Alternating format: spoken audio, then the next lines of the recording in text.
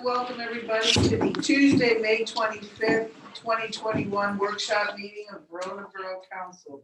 Please stand for the pledge.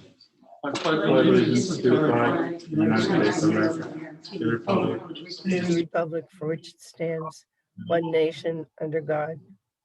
liberty and justice for all. Roll call, Mayor. Dr. Carpenter, I am present. Mr. Matlin, Present. Mr. Forbeck, Present. Mrs. Alba, Present. Mrs. Redzak Showalter, Present. Mrs. Fazenza, Present. Mr. Suchovich, Here. and Mayor Borough, I'm here. Wonderful. Thank you. Tonight, I have on here a registered comment from Kelly Rodriguez. But I understand that she had a work emergency or something and could not make it. I don't know if you want to wait, Trish, till your report, or do you want to just tell the audience what's going on now? Whichever you prefer, it's on the agenda. We can. Just go ahead and do it now then. Okay. Excuse me, could I interrupt just one sec? Dave, I don't have any picture. All of a sudden, it just went away. All right, let me check.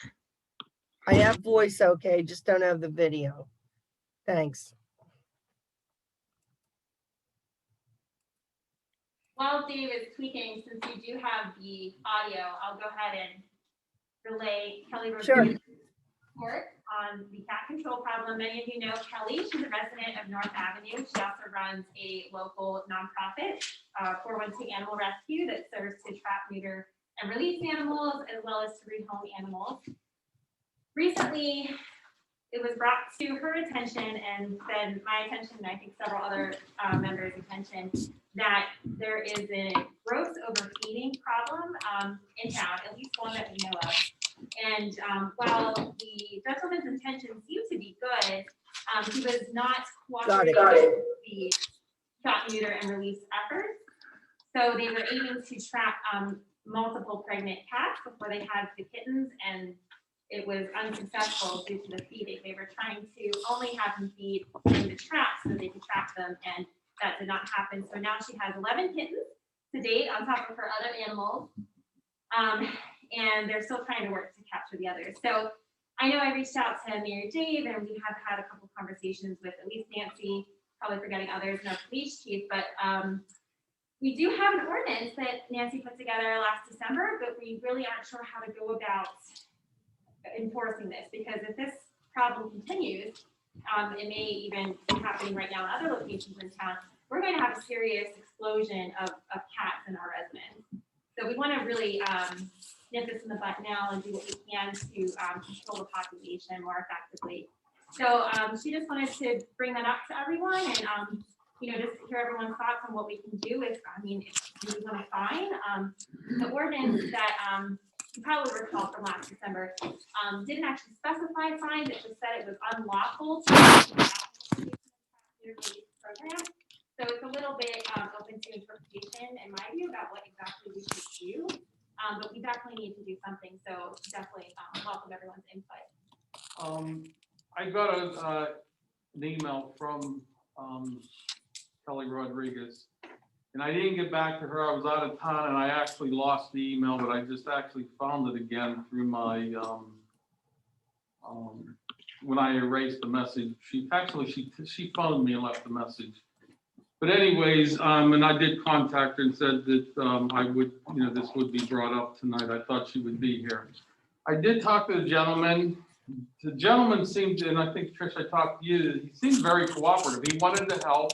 He was willing to actually pay for the neutering of the cats. I don't know where that went south on, why he's not cooperating. What we really need is him to just suspend feeding for a period of 1 or more weeks. And I did tell him that, and I think he feels that, this is my opinion, that he really can't do that, as far as starving the cats, because they're so used to, being fed every day. He would probably like nothing more, because he said he pays about $300 a week, or I'm sorry, a month, and just, feeding them. out of his own personal money.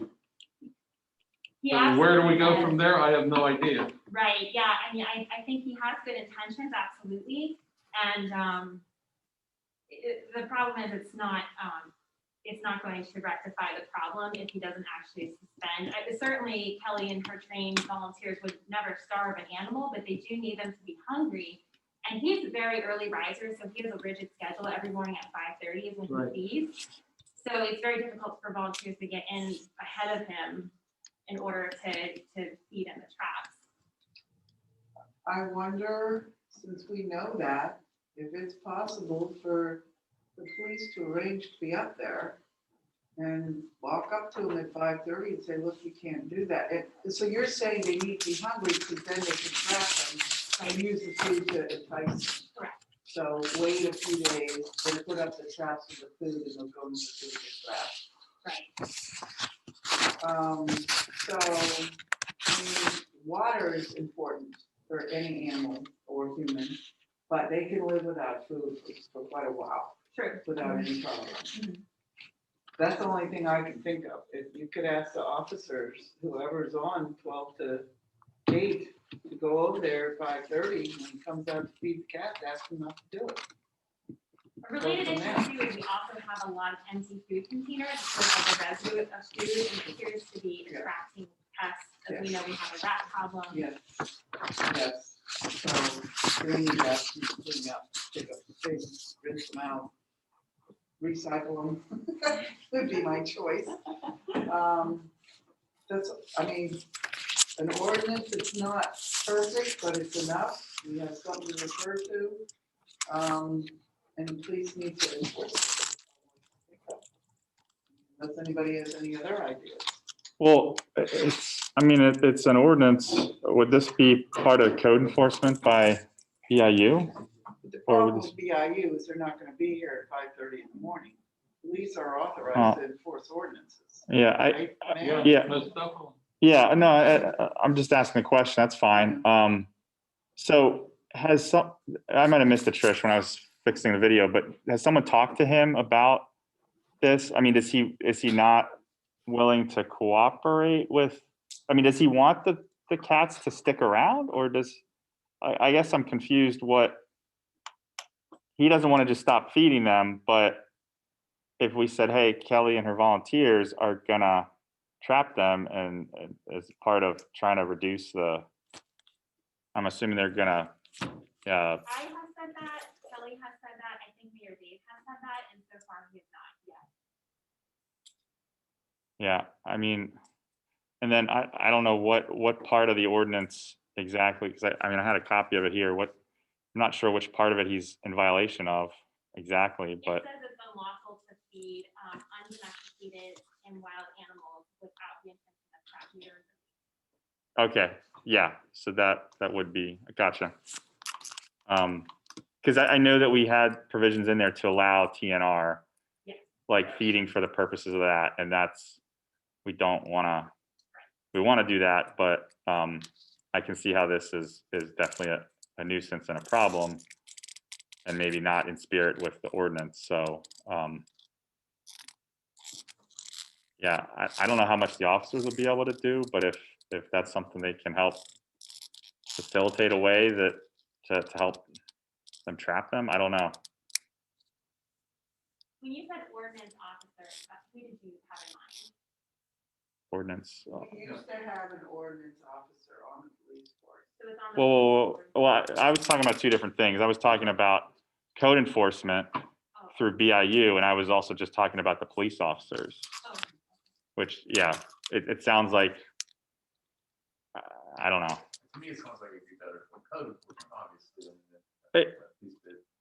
But if they're not listening, sometimes just have to say there's some enforcement going.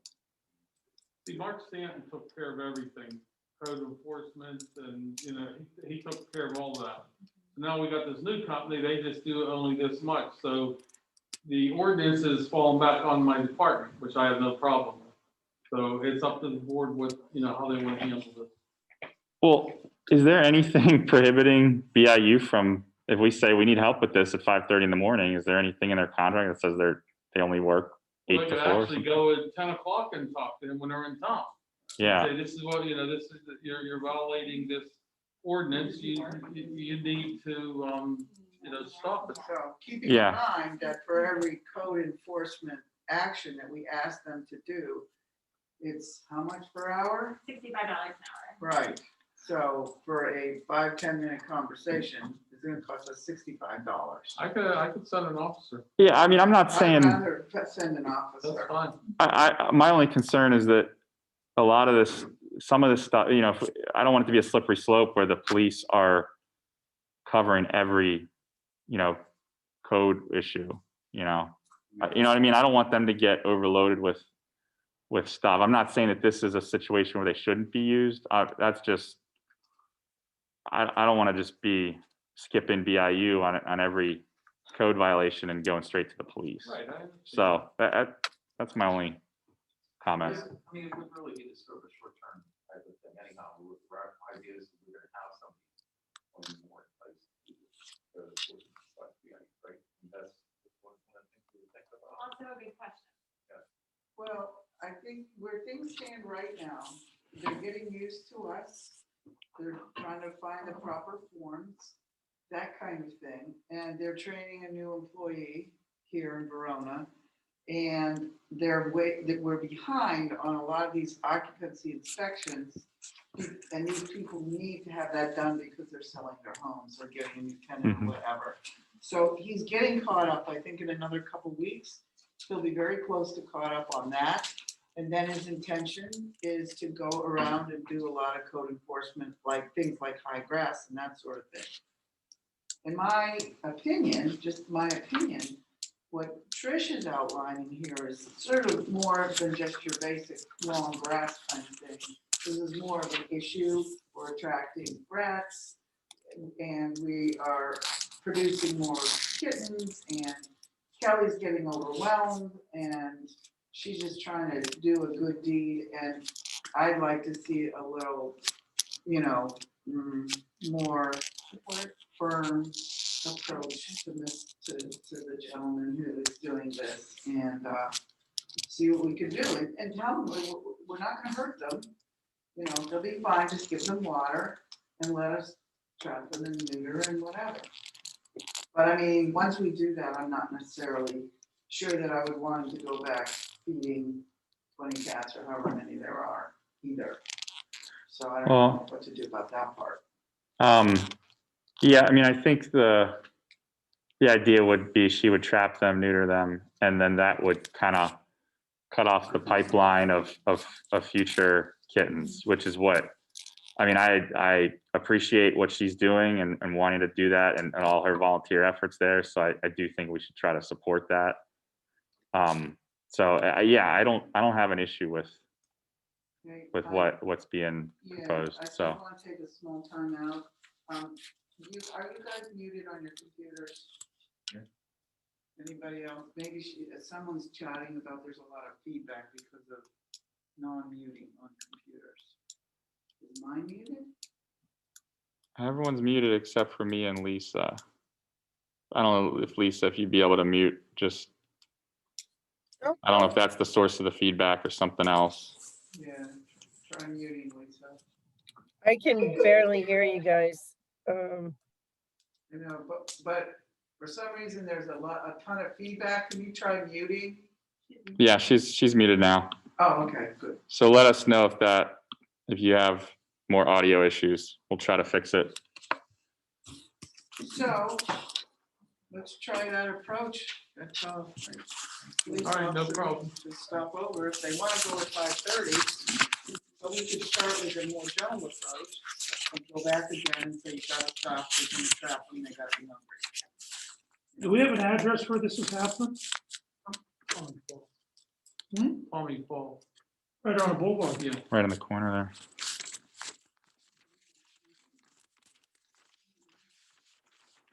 Okay, so is that good for now for everybody?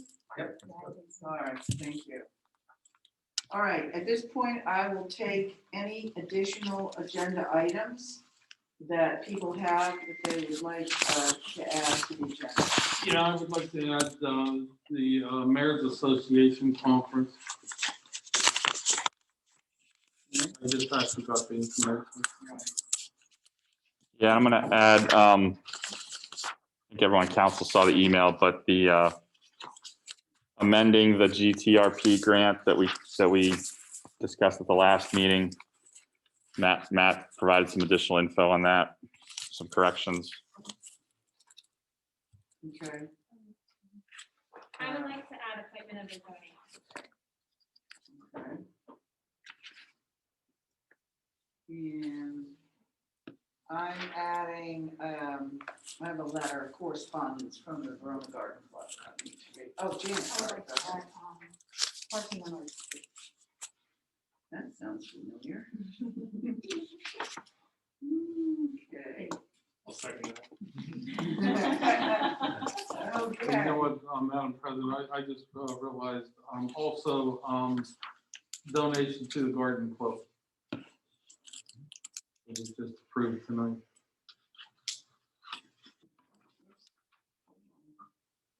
I wrote the wrong thing. Because the community group is VCG and the garden club is VGC. Okay, anybody else? All right, at this time, we will take comments from the public on agenda items. Please approach the podium or raise your virtual hand and clearly state your name and address. And limit your comments to 3 minutes. Is anybody raising their hand there? I don't see anyone. Don't. Oh, I mean, I have the same item. yeah, you come on to the podium. Is that mic on? You might have to pull the switch. It's on mute, but there you go. There you go. All right, hey, how's it going? Good. Good. I was just gonna have the same item that Janet had mentioned. Yeah, can you state your name and address, please? My name is Sean McGonigal, at 713 East Railroad here.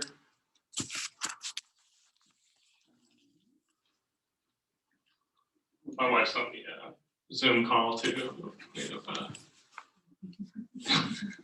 Okay, We got 3 kids, so one of us has to stay home, so. Anyways, yeah, we're the proprietors of Pittsburgh Event Studio over there on East Railroad. We've been operating for the past year, had a great experience here in Verona, love Verona, big fan. Glad to see us expanding. A lot of things seem to be going right for this borough, so it's great. Our business, we kind of keep a low profile. Most of the marketing we do is online, but we're a small event venue. We usually have 2 to 5 events on weekends. Usually it's bridal showers, wedding showers, dinners, small parties, that kind of thing. Usually each event is up to 50 people. And I think at this point, we probably brought about like thousands of people through Verona, which is good for the borough too. hey, Sean, can you put your mask up, please? Oh, yeah, sure, sorry. You guys still hear me? Yeah, there we go. Anyways, I want to bring it up. So this past weekend, we had an event that was obstructed by some of the parking. So I wanted to bring up the parking situation on the street. Our section of the street was closed for one of our events. And we found out that day from the bride at this bridal shower, she was pretty excited about not having her decorator be able to get into our space. And not having her guests be able to park in front of the building or in the lots to be able to walk over. So it was kind of a tense situation with that party, and it's just something I'd like to avoid in the future. So interested in seeing if we can avoid having road closures outside of our building. That's why I'm here. Well, as far as road closures, and I do understand, somebody was supposed to get in touch with you on that, but I guess they didn't. No, yeah. There is one, not this weekend, but next weekend, from Intergroup. They had asked for the road to be closed. They're gonna have a big event. How many events do you have that day? I know we have events that day. I think we have 2 events on that day. So usually our events are in 5-hour slots on the weekends. So 1 in the morning, 1 in the afternoon. Well, I just wonder, what time are your events? I'm gonna have to defer to Sarah on that for the specific time. I mean, is it, you have like 2 events in there? Yeah, it's 2 events. They're 5-hour slot. Yeah, so it'll be like 5 hours and then a couple hours in between, and then another 5. They're really large events? About 50 people. Both of each? Yeah, right. So you're probably talking at least 25 cars that Yeah, people come together. yeah. 25 to 30 cars. That's tough. It is very tough. We could, I mean, it would be up to the board too, if we could do a couple things. Like I said, the road will be blocked off down here. Okay. We could leave this parking lot open right here for the event, his event. The one right here by the Yeah. road, this, yeah. Yeah, this part, I think it One holds, over here, maybe? that's gonna be all blocked off. Okay. Oh, that's right. And So, maybe yeah. block off a big chunk of the Ian Miller, one across from Ian Miller. Because that part of the road will be open. Or the other part is, if it's not raining, their event people could park in the grass, but that would be up to this board. Any other thoughts? Those are the only two, Yeah. because we have our car cruise August 14th. Okay. And the whole entire street will be blocked off Yeah. from up by the Eagles all the way to South Avenue. It'll be Right. our 25th one, so there definitely won't be no parking in front of your place or Right. anywhere. Yeah, I can respect if there's a few, community events where you want to block the street off. I Right. mean, obviously, like, I think the default should be where it's open, I mean, clearly. I think on that day though, so, what was the first one, June 5th? Yeah, June 5th, yeah. June 5th. Jen's supposed to come down to talk to you also. okay. Yeah, if those parking lots are open, like this parking lot right here and that parking lot adjacent to the park, to the gazebo over here is open, that would work for us for that event. And I don't know if we can have, like, so that means our section of the street would be open so people drive on those lots too. Well, your section of the street. Come up to, aren't you yeah, come right up to this across parking here? lot, yeah, right, Yeah, right. so that'll be closed, but they'll be able to get into this lot. I mean, we'd have to call Okay. the police. Okay, yeah, that Would it that be- could work. Would it be possible for you to make up a sign stating your business name, event parking only?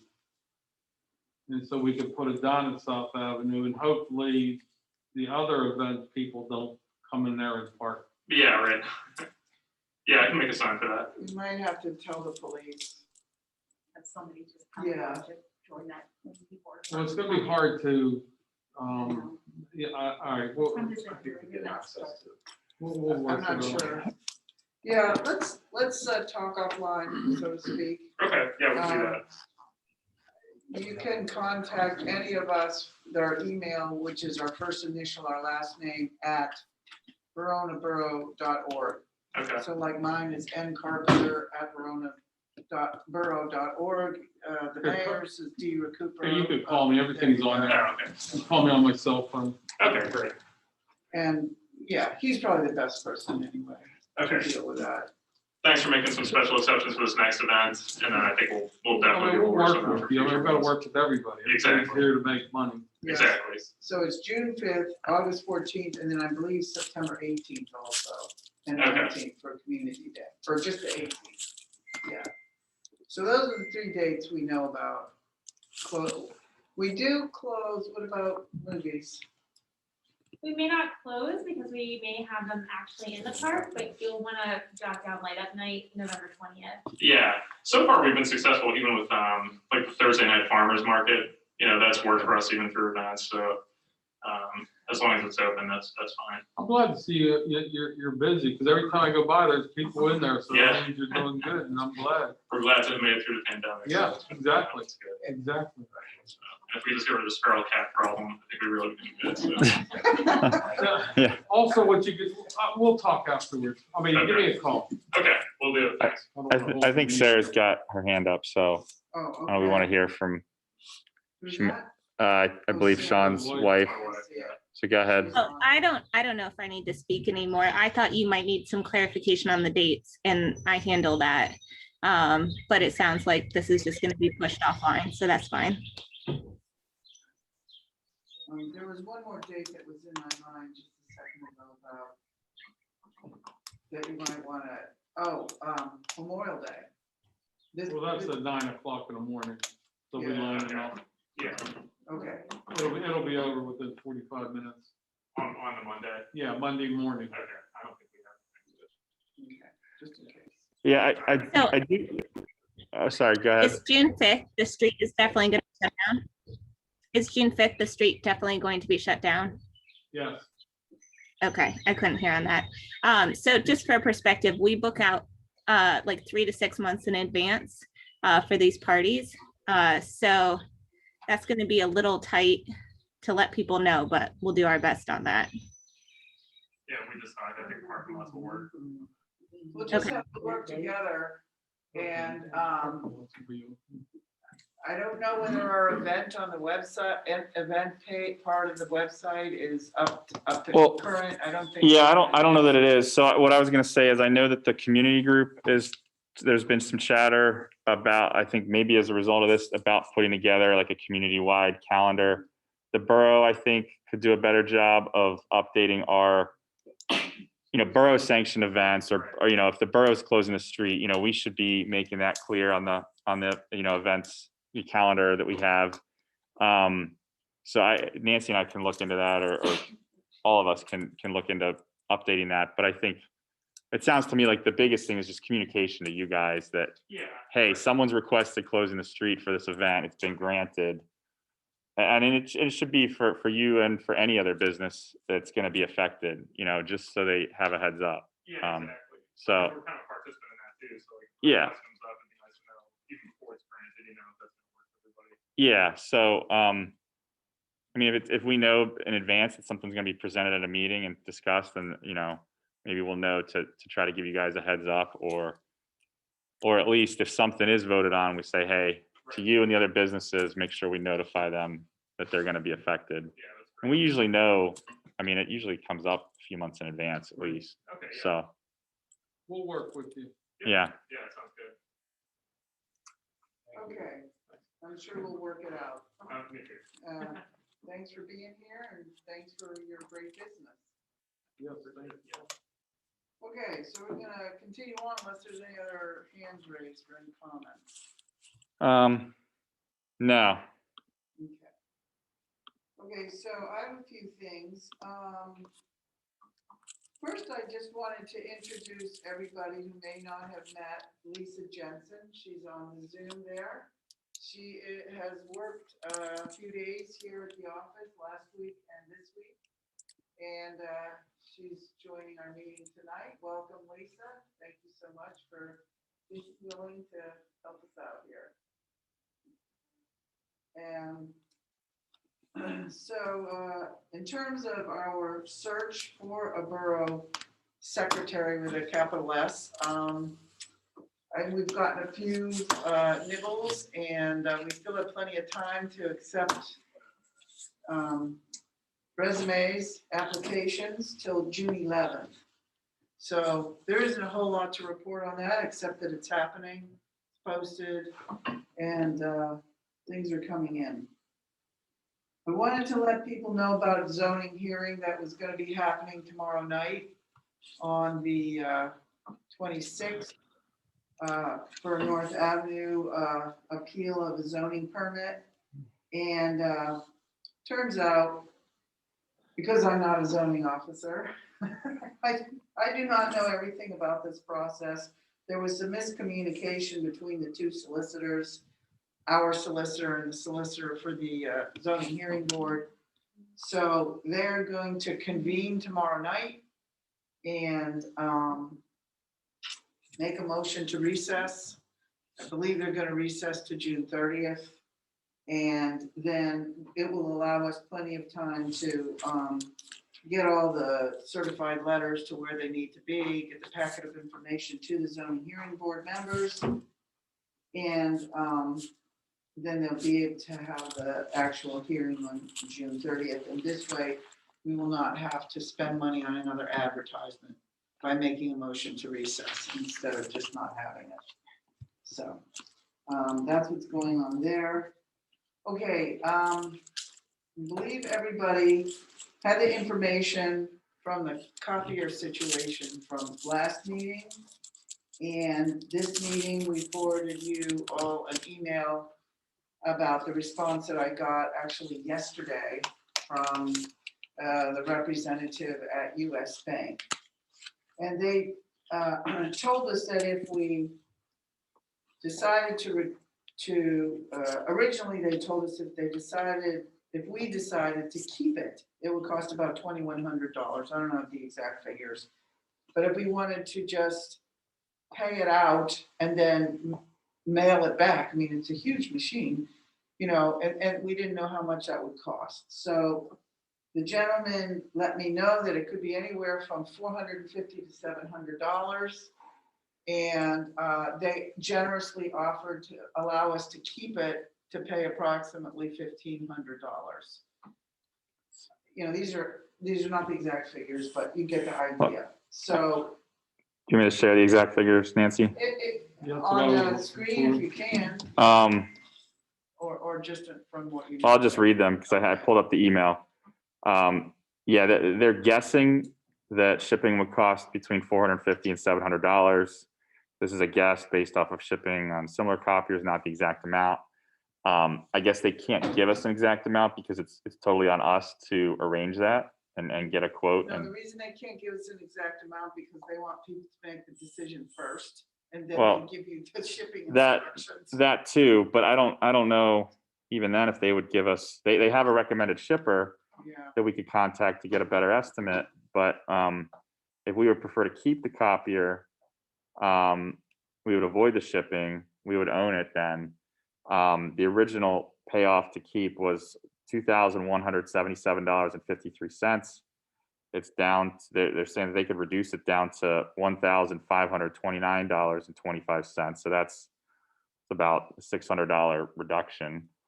So that hopefully that gives the better yeah, numbers. So if we took the 1,100, whatever it was, just to ship it back and added, let's say it's $600, it would be more than if we just take their off $1,529 to own. So I like a motion to, for us to agree to spend this $1,529 to own the machine. We can worry about what we're gonna do with it later. And then we don't have to worry about shipping it, and I'll let him know tomorrow what our decision is. I'll make that motion. Okay, motion by Mr. Matling, second. I'll second. Second by Trish Rizek Showalter. Any other comments or Yeah, I have a questions? comment. I think it is the wise thing to do is just buy it outright for the difference, because it could cost us up to 800, if not maybe even a little more, and maybe we could put it on Craigslist or something to, you know, sell it. Yeah. Even if we got, you know, X amount of dollars for it, Mhm. you know.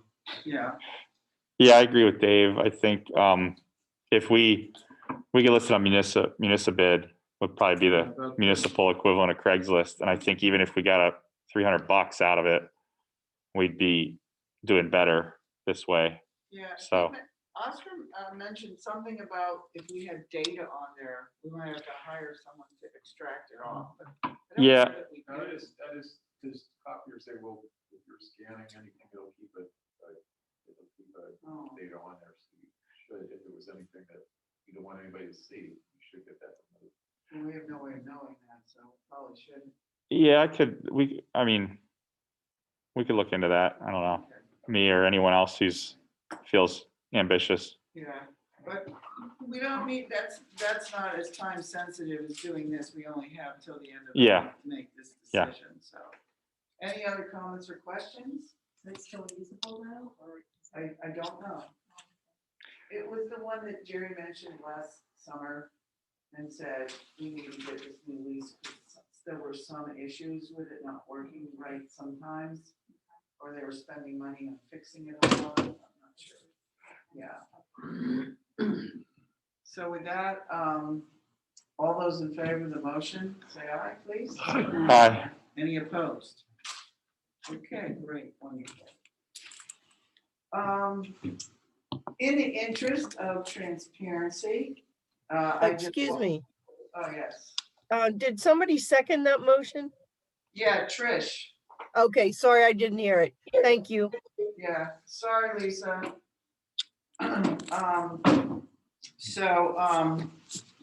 In the interest of transparency, I wanted to let everybody know what I discovered yesterday when I called this business called Connect Card. Actually, I called another business associated with them called Pineapple Payments. And I had always been curious what this was for. This apparently was something that we were signed up for back in October of 2017 in order for us to be able to take credit card payments. I asked a woman whose name happened to be AJ, which was fun, if she could look back and see if we'd ever taken a credit card payment. And she looked through every year and every month, and we'd never taken a payment. And whenever I asked, our former admin person if we ever took credit cards, she said no. So our solicitor was sitting right there just by happenstance. He said it was fine if I just make the decision on my own to terminate that service. We were paying $80.70 a month for 44 months for a service we never used. That totaled $3,550. But that's gonna stop. Sounds good. And the last thing on my agenda items are a letter that I got from the Verona Garden Club. And I was asked to read it because both the president and vice president are tied up with work and we're not able to make it tonight. Dear Verona Borough Council members, on behalf of the entire Verona Garden Club, I would like to extend our sincere appreciation to the Verona Borough Council for the support of the Botany and Booze fundraiser event. This event brought in folks from as far as Cranberry and was a huge success in helping put Verona on the map. We estimate that over 800 people attended this two-day event. Our club is overwhelmed with the generosity of the breweries, local businesses, and volunteers who donated their time, effort, and finances to make this a complete success. We would also like to thank Mayor Dave Recupero for his constant support and involvement in each and every community event throughout the years, and President of Council, Dr. Nancy Carpenter, who volunteered from morning until night, both days to ensure this went off without a hitch. Long letter. Okay, that would be me. Yes, it was very tiring, but I loved every minute of it. A very special thank you to Sylvia Provenza, who facilitated and acquired over 30 raffle baskets from our generous supporters. Shout out to the Verona Street Crew, Chamber of Commerce, and our dedicated police force who kept everyone safe, and an extra special thanks to our local residents and neighbors for their support. Because of all you wonderful people, we are able to further our mission for the continued and ongoing and new beautification projects around town. Sincerely, Angela Acapinti. And I'd just like to add that I'd like to thank some of the amazing people that that are part of the Garden Club. First of all, Kim Roller, the vice president of the Garden Club, worked on her committee with Aaron Palermo and Stephanie Garibay, and basically the three of them with some help with other people, obviously Sylvia with the baskets and everything. They made this event happen. So I wanted to thank them. Also, many other people were there helping to set up. Obviously, the chamber helped with the tents and the tables and the chairs, and the street crew, as was mentioned, in the police, but there's also just some regular people residents who live here. Kim's husband, Jason, Aaron's husband, Douglas, Stephanie's husband, Chris, a friend named Sam Swift, and another member of the Garden Club, Marguerite, and many other volunteers who came out that both mornings to help transport the plants, because we had to go get the plants, set them up. Then at night, we had to take what was left, put them away. Then we had to get them in the morning and put them back out again in display. It was a lot of work. And I just wanted to thank everybody who was involved. Could you make 2 copies of that and bring one over to the street department and one over to the police I will department. do that. Mhm. I think it's important to let them know that Yeah. they were recognized. I will do that. Thank you. Okay. So for right now, that's all I can think of for me. Mayor, you are up next. Okay, selling of the police car, the white Ford Explorer, I believe it's a 2011. We don't need 4 cars. We need to sell that car. So I guess we'd need a motion to put that up for bid. I'll make a motion then. This is, yeah, the old, Yeah, the white one, I believe it's a 2011. Mark used to use that for code enforcement. I'll second. okay. First by Sylvia Provenza, second by Mike Forbeck. Any other questions or comments? Doesn't Annette use that for street sweeping? She uses probably the silver, we don't need 4 cars. That's not what I asked. Yeah, I understand what she asked. She could use the silver car. Okay, Which silver car? Is that the, Our Police undercover car. car. We have 2 black ones, we have a silver one, and we have a white one. Yeah, and they do honestly, they have to get the keys and go run it every now and then because nobody uses it. I don't know that Annette's using it. I wonder. I seen her in it the other day. Well, She we does. could use switch it? her, we could switch her to the silver one because the white one has lights on it also. We get those all taken off. Anyway, do we have any idea what the value of it is from Blue Book? I would probably start it at bid at $3,000. I've seen them advertised anywhere from 3,000 and up. Some of the bids go up to $4,500. Okay. Many miles wrong. I'm not sure. I will look into that. Any other questions or comments? All those in favor, please say aye. aye, Opposed?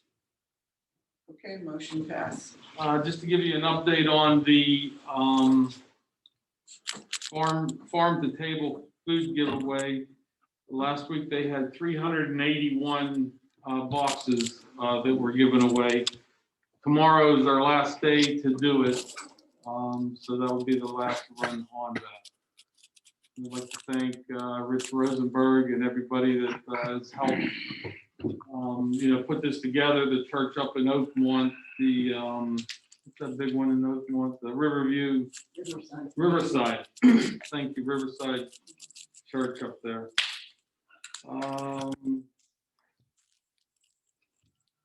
I just got a text while we were talking, the parade, for the Memorial Day parade, 9/11 Air Wing will be doing a fly over the cemeteries at 11:05 starting somewhere around in that area.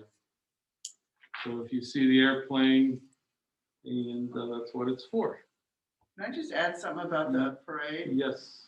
My understanding from the coordinator from Oakmont about the parade is that the school kids didn't feel comfortable for whatever reason to do their usual marching. So they aren't going to be in the parade. Right. However, to the generosity of Jerry Chipinelli, apparently we're going to get the Steel City Angels dance group as part of the parade. That's my understanding as I understood it from both Mr. Luciano and Mr. Chipinelli. Yeah, I missed the last meeting, the final meeting. I couldn't make it. But there will be also 2 buglers doing taps during the ceremony. Okay, that's good. One up at the fire hall and at each of the memorials. Yeah. And I also have been asked to transport Miss Verona of 1945, who's coming into a town for this event. So she'll be there too. I hope that all works out well. Nancy, I can't even get in your car. It's so low. Got a problem on your knees. Okay, we'll help her out. We'll get people to help her out. They wanted her in this little. Yeah, she is coming in. Yes. Yeah. She is. She's 94, No. something like that. She graduated high school in 1945. I can't remember her name. And the other thing is too, Trish and I, we were at the elections, we were sitting there and a young lady had brought up a good point, which I didn't even consider. She had said that there were some people taking prom pictures down at the pavilion down there. And there, the banner was up, and I didn't have no problem with that, but it did make sense. I've done 3 weddings, one at the gazebo, 2 at the pavilion down there, and they took a lot of pictures. And I kind of think, I'm not going to speak for you, Trish, but I think it's kind of inappropriate, and I was all for it at the beginning, but I understand what she was getting at. We got such a nice pavilion, nice gazebo. We shouldn't have banners on there. Maybe for that particular day, as the event goes on, I don't have a problem, because more than likely nobody's going to come down and take pictures because we have so many people in time. But to leave them up there, we can put them off to the side. I think we shouldn't, have banners on there. We want people, we want to encourage people to come down and take nice pictures there, not with, different banners. Because we have the 150th over here and the other one. I just see them taking it down today. Oh, really? Yeah. Oh, the 150th people or the street crew? The street crew took it down. I believe the garden club banner. Oh, the garden club, Yeah. but the 150th is still up. I'm not sure. I haven't even noticed. It was up. They may have taken that down too. I'm not sure. Anybody know? Okay. So, it would be up to the board. We don't need a motion or nothing, but I just think that we should just leave it alone for picture taking. The other thing too is, Mike, was you bringing up the veteran banners? Is that what Yeah, this but that's is? good. Yeah, go ahead, you start now. Yeah, you could jump in. Patty Tumanella and myself, we started this, and we got every pole in Verona around the business district, all the way from James Street to Center Avenue. And I believe it was 35 of them, and they were all sold. And I had said, Patty and I agreed to donate $25 per banner to the garden club. And we just had a chamber meeting before we came here. And I believe it's $850. Is that what they said, Trish? $850? So, yeah, we're going to donate. 75. We're going to donate to the garden club, through the banners. It was a fundraiser that Patty and I put together, both for the garden club and the Chamber of Commerce. So, Thank you. and the last thing I have is the Mayor's Association Conference. As a councilman and the mayor, we're all entitled to go to any conference. And I've only gone, since the 10 years I've been mayor, I've only gone to one because it was in the city of Pittsburgh.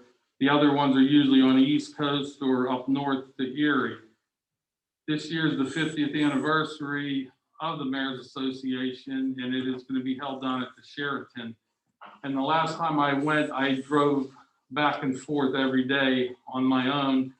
And I had just asked the council at that time for to pay my parking and 1 meal. I'm not staying.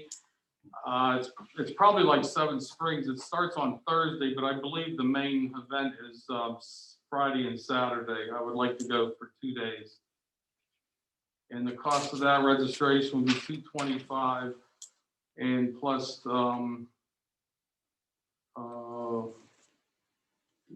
I guess registration. I'll have to get back to you on the price. I'll have to call them because this is for the whole 4 days. Let me find out on that. Okay, write us an email. I could bring it up at the next meeting. Oh, we have time, okay. Yeah, this got to be in June 24th. June, I think you said it was July. It's July 15th to the 18th. Okay. So let me find out more information on this, because I just received this today. I know it's been sitting in my box for a couple of days, but I haven't got down to get it. Your next meeting is June 8th, so. we'll Yeah, we have time. And that's all I have at this time. All right, thank you, Mayor. At this point, we'll hear council committee reports. Mr. Forbeck, you are up first. Okay, thank you. And going along with the mayor was saying about the banners and the sign, I think they look fantastic. I think that it's great. It's great honor of all these people, especially for Memorial Day. And I also want to thank the DPW, the folks who really took time to put these up. They did a great job. So that's really what I wanted to say on that. So thank you. Thank you.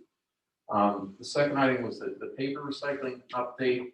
As you know, we're trying to get this rural oak paper facility changed out to Stanson from Springdale. I tried to reach Stanson several times by email and telephone. I found out that they're basically going through a reorganization at this point. So they will still be in business. It's just that right now they're waiting till they reorganize so that so right now we're going to be stuck with rural oak, and apparently they're doing okay. They've been emptying the paper up and we've been releasing that. So, but once that happens, I'll let everybody know on that. How often do they come to empty it now? I think it's on. I don't know, but I think it's on. It used to be monthly, wasn't it? There's something like that. I can't remember what it is. I'll find that out. Well, the only reason I ask is because whatever it was isn't enough. Yeah. And because a lot of people not from Verona are coming and putting their recycling in our bin, which is fantastic because we're getting the tonnage for it. Yeah. So it's a great gift to have people be willing to do it, but if it's full, they get frustrated and then they don't come back. Right. So maybe we could have it twice a month for them to come to get I it. know I think, I'm not sure what, there's a regular schedule because they do pick up, down at the, children's, I think. I know, there's one. And up at it's Verona too, so they do a regular schedule. I just know. I do have a phone number from now for their office. I got it from, a secret number from them, from somebody from the county, so Okay. that's good. So I can call those people directly. I mean, we can make sure, but the feedback I've been hearing is that this one gentleman who comes from, I'm not sure, Harmerville somewhere, and finally got empty. He was very happy. He brought all this stuff, and then like a week later, it was 3/4 full, and people were getting nervous. So just want to check on that. All right. So the third item, and I just remembered something else I wanted to bring up. I forgot to mention this at the beginning. I must tell you now, speak since we're talking about recycling. The aluminum can just out there. I talked to several people, a couple of artists, and I talked to a metal fabricator, Ray Appleby. He's willing to make a sign carved out of aluminum that says aluminum recycling cans only, to make it more presentable than just a spray painted sign on there. So if you're okay with that, he's going to do it no cost to the borough. So to me, it'll spruce it up and make it a little more presentable. That's okay. Okay. I think some of the problems that people were having with the thing when it was here before is people would put their aluminum cans in blue bags, and then there would be this ugly thing with blue bags, and a lot of blue bags didn't just have aluminum cans. So I was suggesting sometime before, a week, a month ago, whatever, is there any way it can go around the corner, literally behind the garage there, instead of? I guess they can take a look and see if we can talk it back further, but they're going to have to be able to hook up to that trailer and move it out and put it back. We can check that out. Or if there's a way to put a sign up on the days that we know they're coming to get it, that say no parking here. We bring it to the scrapyard. Oh, you guys. The borough. The borough does. Oh, the borough. But the scouts do a very important, and that's why they went back, but they go, they sort that through that. So they're not having all that garbage and everything else. So if you're getting pure metal, the aluminum done, you get a much better price for it than having it all together like that. So, the bags will be a temporary thing until the scouts are done with it. And it's the regular garbage bags and all, or ships it out to recycle. Okay, well, I mean, I have no objection to the idea of recycling the cans, the Scouts being involved or any of that, but I did hear a lot of residents who were concerned about how bad it looks. That's all. Okay. Thanks. That's fine.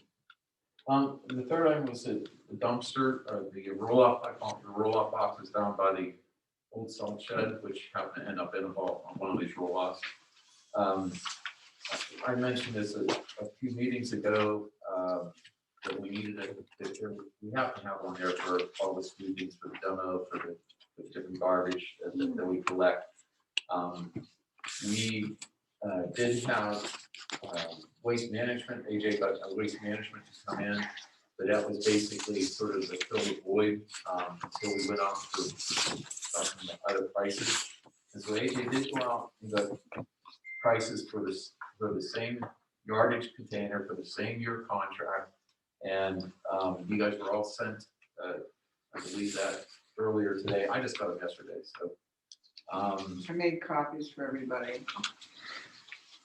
So if you look at all of them, and I talked to Matt today, and we kind of put together a spreadsheet trying to compare the three, because it's not easy just reading off. Like, for example, waste management, their flat rate, just what they're going to charge per load is $195, and then Vogel's, which is pen waste, was $500, and Republic was $433. Well, you're thinking, well, that's pretty good. Well, let's go with waste management. But then waste management had a 36.5% fees that are attached onto that, plus some other additional charges. Where Vogel had their 500 included all the fees up to 5 tons, and Republic was was similar. They had a lower than Vogel's, but they had a charge per ton for all the waste that's here. Anyhow, at the end of the day, and then so we looked at what would be a standard price for a roll-up, which would be about 5 tons. So with that, so as you can see, do you have the spreadsheet? That probably is the easiest thing. Okay. Yeah, it's. Mike, you're saying Vogel's, are they the same as 10 waste, or is there another one missing? No, that's it. They are the same. Okay. They have the transfer facility. So at the end of the day, what happens is, so you have a standard price, but anything over 5 tons, waste management, it doesn't matter. Waste management is going to charge $35 per ton for dispose of it. The $500 is included with that up to 5 tons, but anything over 5 tons, Vogel's is going to change. Is going to cost $65 per ton more, and same thing with Republic at $35 a ton. So there's various other charges. There's a charge if it's not picked up once a month, and that basically we've been getting at least one a month pickup. So I don't think we're even going to have to worry about that. AJ says it's more expensive, and you can see they'll add an extra fee to that. So when you see the monthly total for 5 tons going back, it's between waste and it's really close, $553 to $500, and Republic is over at $679. Just if we just took a standard rate, standard amount, the cheapest obviously is pen waste. But if it goes over that 2 tons, which happened last month, we were at 7.18 tons. Waste management is only charging $35 a ton, where Bose is charging $65 a ton. So I guess, and Republic is still over both of them. So it's really, in my mind, it's between the two, between waste management and pen waste. Mike, can I just stop you there for a second? I'm confused by this spreadsheet. The last column I thought would be the totals, but it says assume 2 tons over surcharge. I'm not quite sure that I understand how we're comparing apples to apples. Okay, to compare apples to apples, you do monthly total for 5 tons. Remember I said it had to be a standard amount, which was 5 tons. Right. That's once per month. So if you do that, if we just stick with the one roll off, and it's just 5 tons, which is a standard amount, this is what you're looking at, $553 for waste, $500 for road and waste, and $609 for the public. Now, if you remember from those invoices that you sent me, Nancy, you could see where they had a surcharge if you went over 4 tons, and it was an extra $110 last month from waste management. So I said, okay, let's pretend like we were 2 tons over. So what's the difference in the prices there? Since waste only charges $35 a ton, their price came to $623.19. Since Penn Waste charges $65 a ton, it came to $630. So if you're just going by the apples and stands, I don't see them numbers anywhere. I'm seeing, Yeah, I'm confused. seeing at the end, 629 or 680 or 679, 61. Yeah, I don't even see the 553 you're talking about, Mike. That 680 looks like a typo, I'm just, but yeah, I agree with Ray that it is a little confusing. we're seeing different Well, numbers. wait a minute, this didn't print out well at all. I mean, I have looked at my standard spreadsheet. Yeah, I can do that. Or if I could share my screen. That would be good. That would be helpful, and it could show up there. Well, I know wonder you're confused. I'm looking at this and I was like, there's no way that you're gonna be able to tell. But this is what I got sent, so this is what I printed out, and I did my best to put it all on the Okay. page. If you share your screen, Mike, it'll show up there. Should.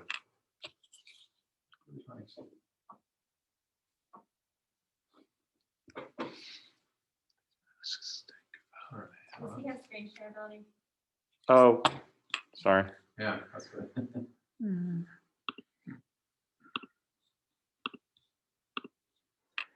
All right. Sorry, you should be good now.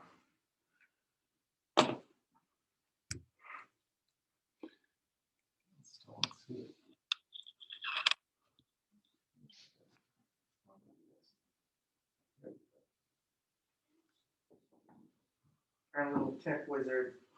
Yeah, I just like, I didn't have the capability of sharing. Yay. Okay, great. So much fun. Thank So you. no wonder there's a lot of confusion in the room here. You know what, you didn't send this to me, that's why I I didn't print can't it. see it. Oh, it's getting a little. Well, I sent the spreadsheet. See, that's Yeah, what we okay. have. But anyway, doesn't matter. Okay. So that's what I'm saying, if you, now you can see when now it's not even sharing the whole thing. Well, that's me. I'm zooming in. It's gonna be hard to get the whole thing on the screen, but everyone at home can see it. Yeah, he's making it bigger so you can see Yeah, for here, for people who are here. but I'll zoom side to side.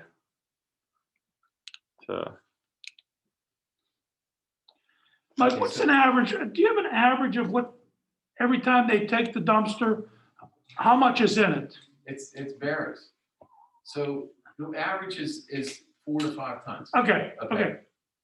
I don't know if I heard that. But Yeah, but that's- it was more when they took down the salt shed, right? It's 7.18. Yeah, that was a problem. That made it very expensive.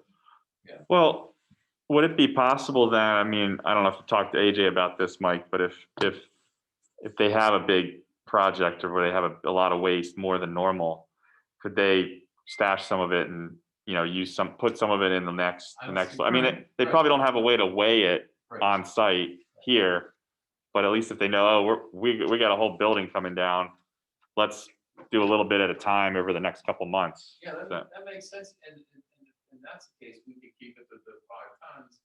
Yeah. And, as close as possible. And so with that, it's the 500 flat feet for up to 5 tons. That way. What about delivery fee? Okay, so, thank you. So reason there isn't one for waste management is because we already paid that. Right. So, and that's a one-time charge. So we would have to pay $50 for 10 waste for delivering the first one, and then when they switch out, it's not charged after that. Same thing with the public. Okay, so saying it stays under 5 tons, these figures you gave us, 553, 500, and 609, that's what it would be? Yes. See, where is that? Of course, if you read the contracts, it always say they're subject to change, and there's other fees and fuel fees that they might decide to change, so everybody's gonna do that.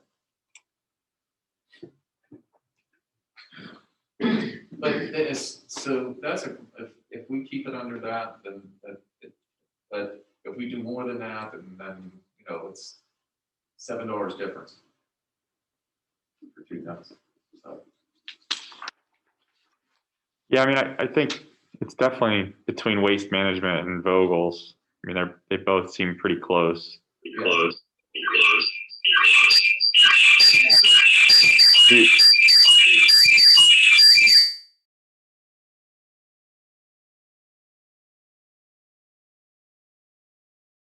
Sean,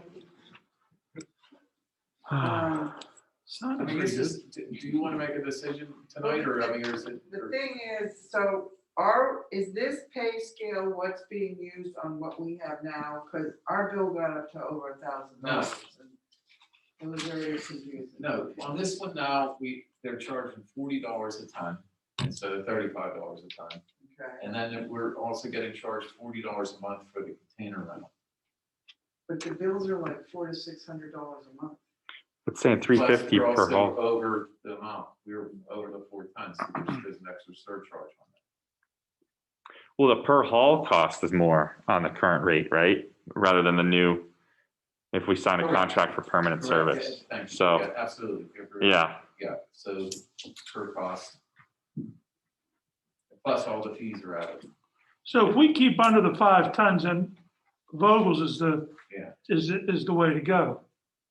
And you're saying there's a way to sort of finagle that a little by just, Well, I think, like Dave says, if they make adjustment call, like, the reason that, you know, we had said, the reason why we had so much the last time is because he put all the demolition in from the Yeah, salt yeah. shed. yeah. So, But it's still overall more expensive for this temporary arrangement than to make Absolutely. a permanent decision. absolutely. Which is why I would like to make a decision on this sooner rather than later, because it's just costing the borough a lot of money for this temporary dumpster. I know there's no way AJ can weigh it down there, but anybody can look, I'm sure anybody can look and say, well, that thing's getting pretty dang full, lot of heavy block and cement and garbage like that. Right. We need to get it dumped now. The other You thing we could do, we could look into, and I talked to AJ a little bit, is like a lot of the street sweepings that we have. The one, if we reduce this sweepings, but the other is if we could recycle a lot of that, if we remove certain debris and just have the sand and soil that we could use for construction purposes or replacement. It's considered a clean fill. So there's ways of reducing the amount of waste that goes in there. So yeah, I think that's a good idea if we can reduce it, but also I feel like AJ and the guys they're gonna look at it and they're probably gonna have a good sense of whether they're at or around 5 tons, you know. And I mean, if we go over a ton here and there, it's $65. That's, to me, is not Not a deal breaker. not a deal breaker, but 65 if you're looking at Vogel's, but I don't know what, it's a little bit less with Waste Management, but I was wondering if anyone had direct experience with either of those companies? I'm seeing, well, just one thing that came up on the chat, or, no, it wasn't the chat, it was the chat, but just in general, Waste Management has been a good company for us. That's my observation. Yeah, I don't know anything about Vogel's. Anybody else? We personally use Republic, and they've always been, you know, very good, so it's what you like. I've heard, I mean, I don't have any personal experience with any of them, but I've heard good and bad about just about all the garbage haulers from various sources. I know Sylvan Canoe Club was looking at a new garbage hauler for a similar type of contract, and they were, you know, they were kind of doing the same comparisons and didn't really, you know, have a standout, and they gathered feedback from a lot of people, and, you know, one person says great things about one company, but someone else says bad things about them, and that's what they were finding across the board. Now that's just, you know, kind of anecdotal, but I don't. I could tell good and bad stories about all of them. That was my field for 30 years, so. I'm sure Mike has a lot more stories. Yeah, But- so, We just want to be very careful because we don't want another. If we do sign a contract, Mike, do we have to, can we get out of it? I didn't look into the whole details of that. Maybe that's something, maybe we need to have Craig or somebody look at the details of the contract. We suggest maybe waiting until a regular business meeting to make a decision on this, till we find some of that sort of things out. I know we want to get it taken care of, but until we get the specifics ironed out, it looks like Vogel's might be a good one, but if there's no clause to get out of it or something like that. Makes sense. So, Are they all for the same duration? 3 years. 3 years, okay. Oh, they all are, there's no 2 years with an option or anything like that. There's typical, I know 3 years where it's same type of thing, it would automatically renew unless you say otherwise. So, we wanted to go with this. I think it would make sense when we go to longer term, because you do get better. prices are gonna do nothing but go up. That's true, and at the same time, that's what we have in our regular pickup now, and I think some people are wishing that we had a shorter term But that's with some fine. options so that we could have the flexibility of getting out of that, so. You know, there's pros and cons. So why don't we do this? Why don't we send this to Craig and have him take a look at the contracts, if that's okay, then, and then we'll bring this back up on the regular business meeting. On June 8th, yeah. So, you would have contracts for all three companies? Yes. Are you going to use adopt screen share? Did you review with AJ these, Mike? I didn't, I haven't, no, I didn't. Okay. He's the one to send them. Oh, So okay. That's a good point. I'll talk. Yeah, I would say, you know, I'd value his input. You're absolutely. on what, That's absolutely. And one real quick question, are they, you might have mentioned this, would they pick up at like the same, like the 5th of the month or something? Would they get on a regular schedule, or they, Regular schedule, yeah. okay, they would, Same month, okay. same day. And then I saw like mid-month 3-ton empty, so like if they needed an extra pickup, AJ could call them and, Right. yeah, okay, And that's what the line is there too, right? If they need an extra pickup, you know, there's Yeah. different prices for that. okay. Okay, so I'm gonna page and with, sorry. That would be good to know, though, what it is for an extra pickup. What is your Yeah, Okay. it's there. project not picked up? Well, no, wait, where to go? Mid-month 3, like if it's the very last line, which I'm on. 409 for waste, 500 for, and 538 for public. Wow, for one pickup? So even more better to spread that out. Okay, Okay, and that's all I have. wonderful. Thank you, Mr. Porter, and we will continue now with Mr. Matt. All right, thank you, Madam President. First thing I have is the PMRS adoption agreement. I sent that out to council today. That is basically, it's basically an agreement with the Pennsylvania Municipal Retirement System for the pension plan for the non-uniformed employees, which would be DPW, the 3 DPW crew members, and Annette. They're the 4 employees that are on that pension plan. This, I guess, we were due to update this November 2020. Nancy and I got an email from PMRS. They were trying to get a hold of us for the borough to update. It's called restating the plan. So it involves this, I don't know if I can show it on the screen here. It involves an adoption agreement. So we're basically restating it. The effective date it would be retroactive, I think, to November 1st, 2020. And along with that is an ordinance. We would have to pass it by ordinance to basically, it's an ordinance of Verona Borough, Allegheny County, Commonwealth of Pennsylvania, electing to amend its non-uniform pension plan administered by the Pennsylvania Municipal Retirement System pursuant to Article 4 of the Pennsylvania Municipal Retirement Law, agreeing to bound by all provisions of the Municipal Retirement Law as amended and as applicable to member municipalities. So it's basically a continuation of our existing pension plan. In the email you saw, there was no material changes.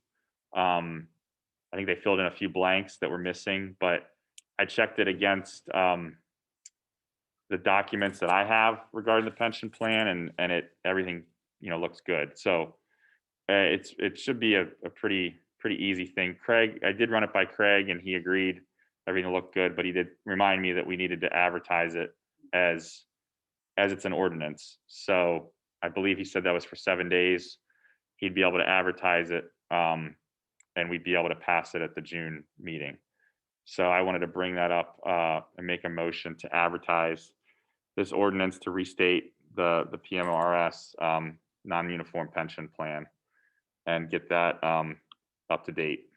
Okay, thank you. So there's a motion to advertise this ordinance, first by Mr. Matlin, second by Janet Loalvo. Any other questions or comments about this advertising this ordinance? Great. All those in favor, please say aye. Aye. Any opposed? No, motion passes. Thank you. All right, thank you. The other thing that came up, those of you on council probably saw the email from Matt. I think at the last meeting we had passed a motion to have Matt submit for the Greenways, Trails, and Recreation Grant, the GTRP program. And he had said that he quoted the match amount incorrectly. He had stated that it was the match amount would be $22,000. It's actually for the amount that he had put in would be $27,570. So that's a difference of about $5,570. So we figured we should probably vote on this at the workshop just to, it would be an increase in spending. So we do have two options. He could make the clarification on the match amount and continue with the total project cost that he had mentioned of the $183,800 with a $156,230 grant and updating the match amount to $27,570, or he could make some revisions to the scope of work and bring the total project cost down to $146,667 with a grant of $124,667, and we would stick with the $22,000 match that we voted on at the last meeting. So if we go with the first option, we can move forward. We'd just have to take a motion, and then Nancy would sign the existing paperwork. If option two would be done, he'd update with a new resolution the correct amount, and then we would just state that the match amount remains the same. So I don't know if I don't know. Does anyone have any comments at this point before making a motion on one of the two options? Janet, what do you think? I'm thinking stick with the original, try to get as much as we can from this and, pay the little bit of a difference for what we're getting. The total project originally was for, say, 183,000. So. We'd be dropping the total project cost or budget about almost $40,000, between 35 and 40. That might make a significant, impact on what we were planning on, really. You know, that's my feeling. So you're saying, go ahead and approve the difference and add the 5,570? Yes, that's what I'm. Well- I think that's quite a significant drop. Yeah, I mean, I think if we were all okay with the original amount and the original scope, it is extra money, but we'll just have to, budget that and plan accordingly for next year's budget. So if we're comfortable with, dealing with that, then I don't see an issue with it myself personally. Keeping in mind that it may very well be that this gets paid out either very close to the end of next year or the beginning of 2023. Okay. So by then, hopefully, we're recovering in a significant way, and we can absorb the cost of an extra $5,500. I mean, I personally, just from, as finance chair, I feel like we could make it work. I think to stick with the original grant, the project amount, again, we would, all this is contingent on receiving the grant, obviously. So, I mean, if we don't get the grant, then all this is for naught. But I would be in favor of keeping the original project cost and upping the match to the correct amount. So I'll make a motion to increase the match amount for the Greenways, Trails and Recreation Grant to $27,570 so that we can maintain the total project cost of $183,800. Second. Okay. So first by Mr. Matlin, second by Mr. Suchovich. Any other questions or comments? Okay, all those in favor, please say aye. Aye. Any opposed? Motion passed. Thank you. That's all I have. The only other thing I wanted to say was just a thank you to the Garden Club for putting on a spectacular event for 2 days. That's a lot to do it over 2 days. They did it on somewhat short notice, and I think there were a lot of people out there that enjoyed it and worked hard to make it happen. So thank you to all. And that's all I have. Okay, thank you, Mr. Matlin. Next is Trish Redzak Showalter. I'm gonna try to-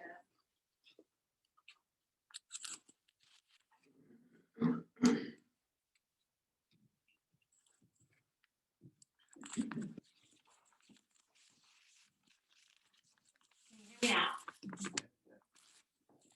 All right, thank you, Madam President. The first item under my agenda for tonight is just an update on forms for building inspection applications and kind of just an update on the process since we brought on BIU a little over a month ago. We had our monthly ordinance committee meeting yesterday, and we will actually be increasing, at least in June, potentially July and August, to twice a month due to the variety and intensity of some of the issues that BIU has identified and that we've also been aware of many of them as well.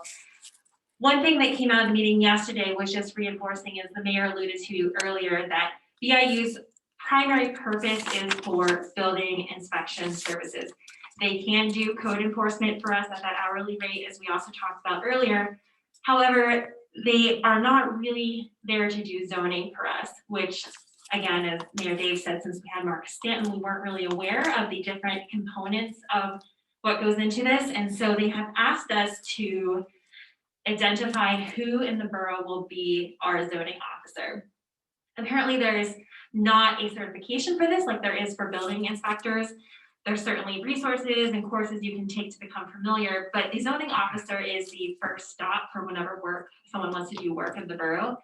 So they've asked us to identify that person. They suggested myself, which I am willing to do, but I wanted to bring it to council for a further discussion to see if perhaps multiple people want to be appointed or how we thought we could best handle this.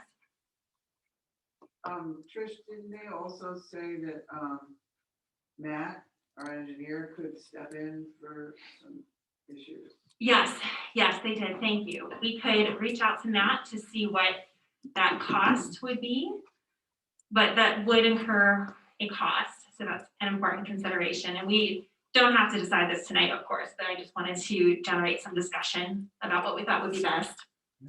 I mean, I'm all for whatever we can do to make this happen because it is needed.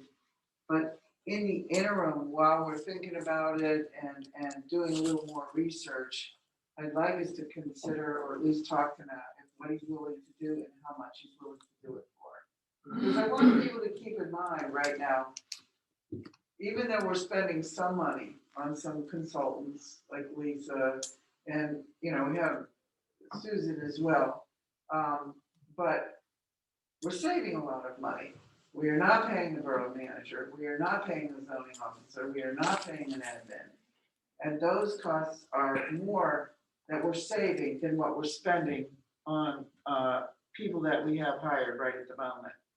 So I personally wouldn't mind, you know, as long as Matt is willing to help us out for a couple of months while we figure out what we're doing.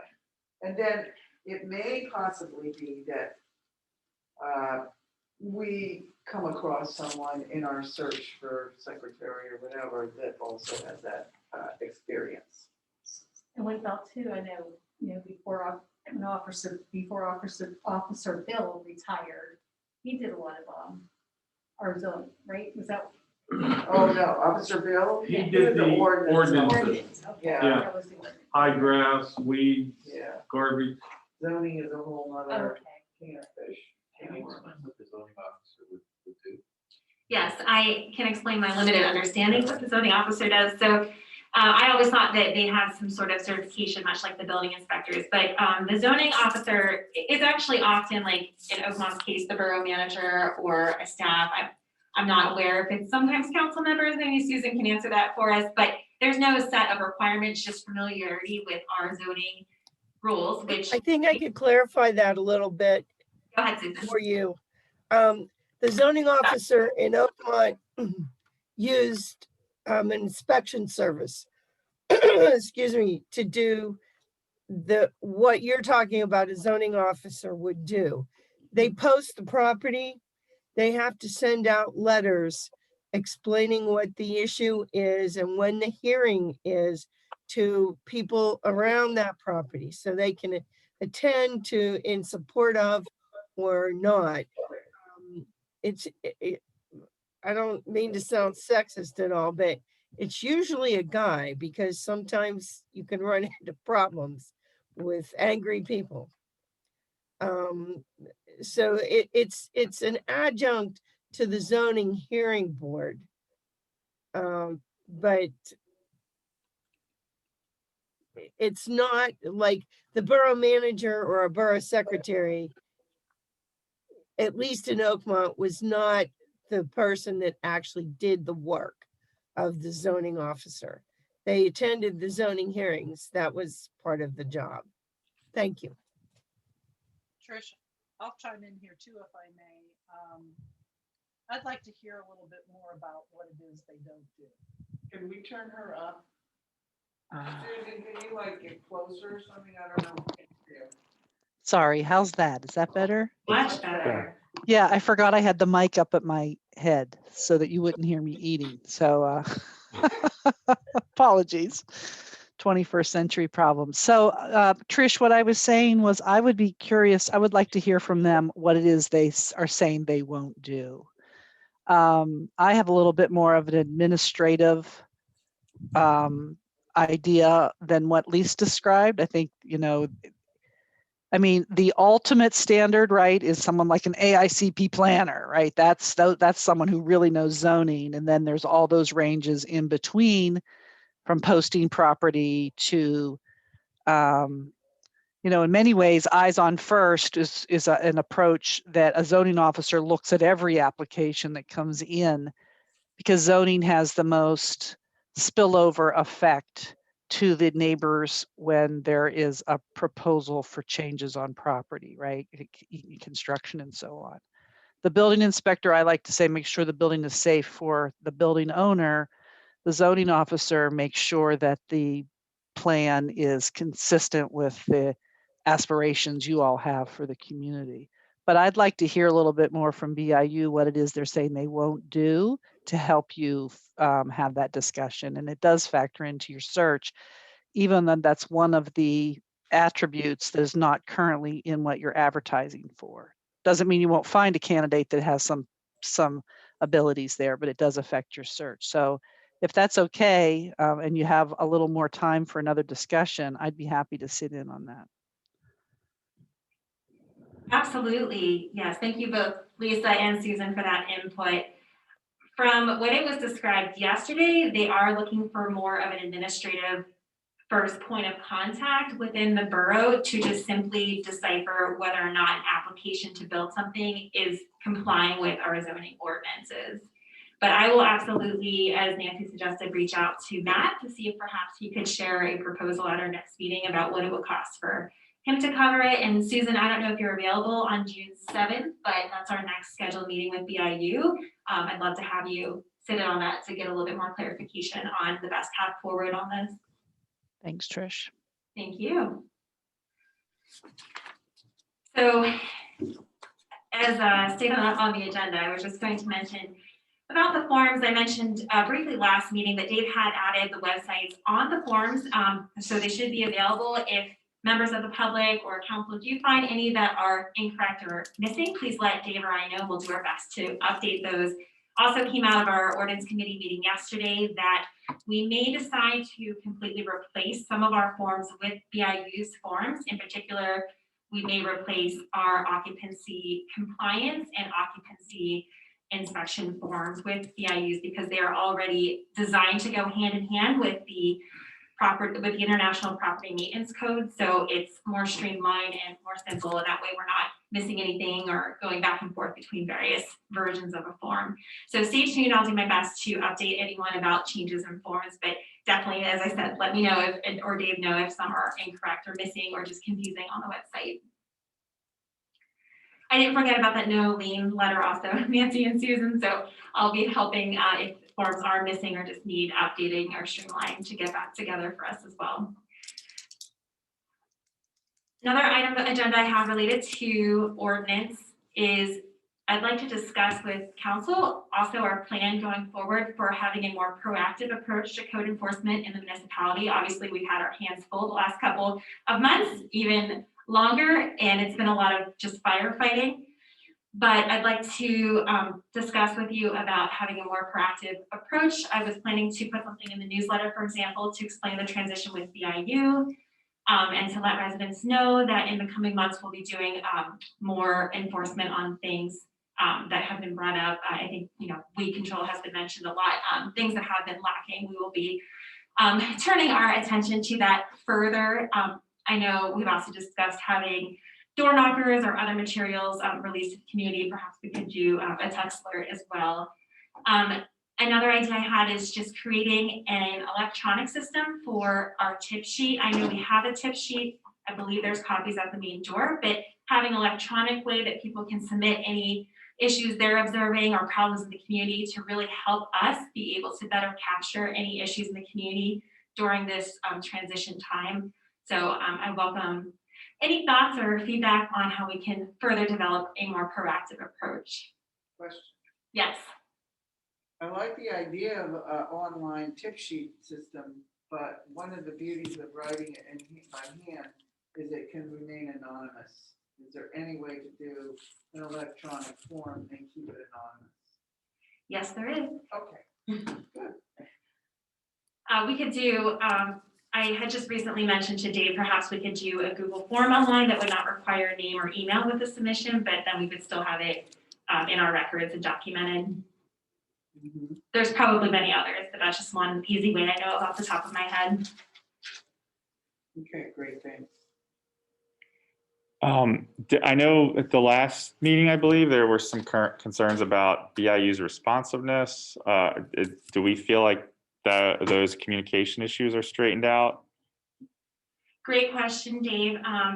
Nancy or Sylvia or Mike, feel free to chime in, but I think our primary officer, Matt, who is new, was a little overwhelmed with many of the things that we were asking him to do, especially with the complexities and confusion of zoning versus inspection plus through code enforcement in there. So it was kind of overwhelming and difficult to decipher which realm each component fell into.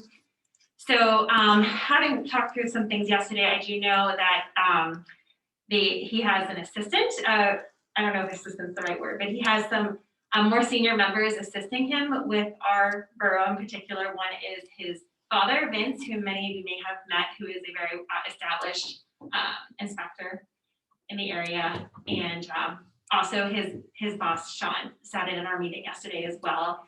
So I know Sean was in the borough yesterday or today, and Matt will be here with his dad, Vince, on Thursday as well.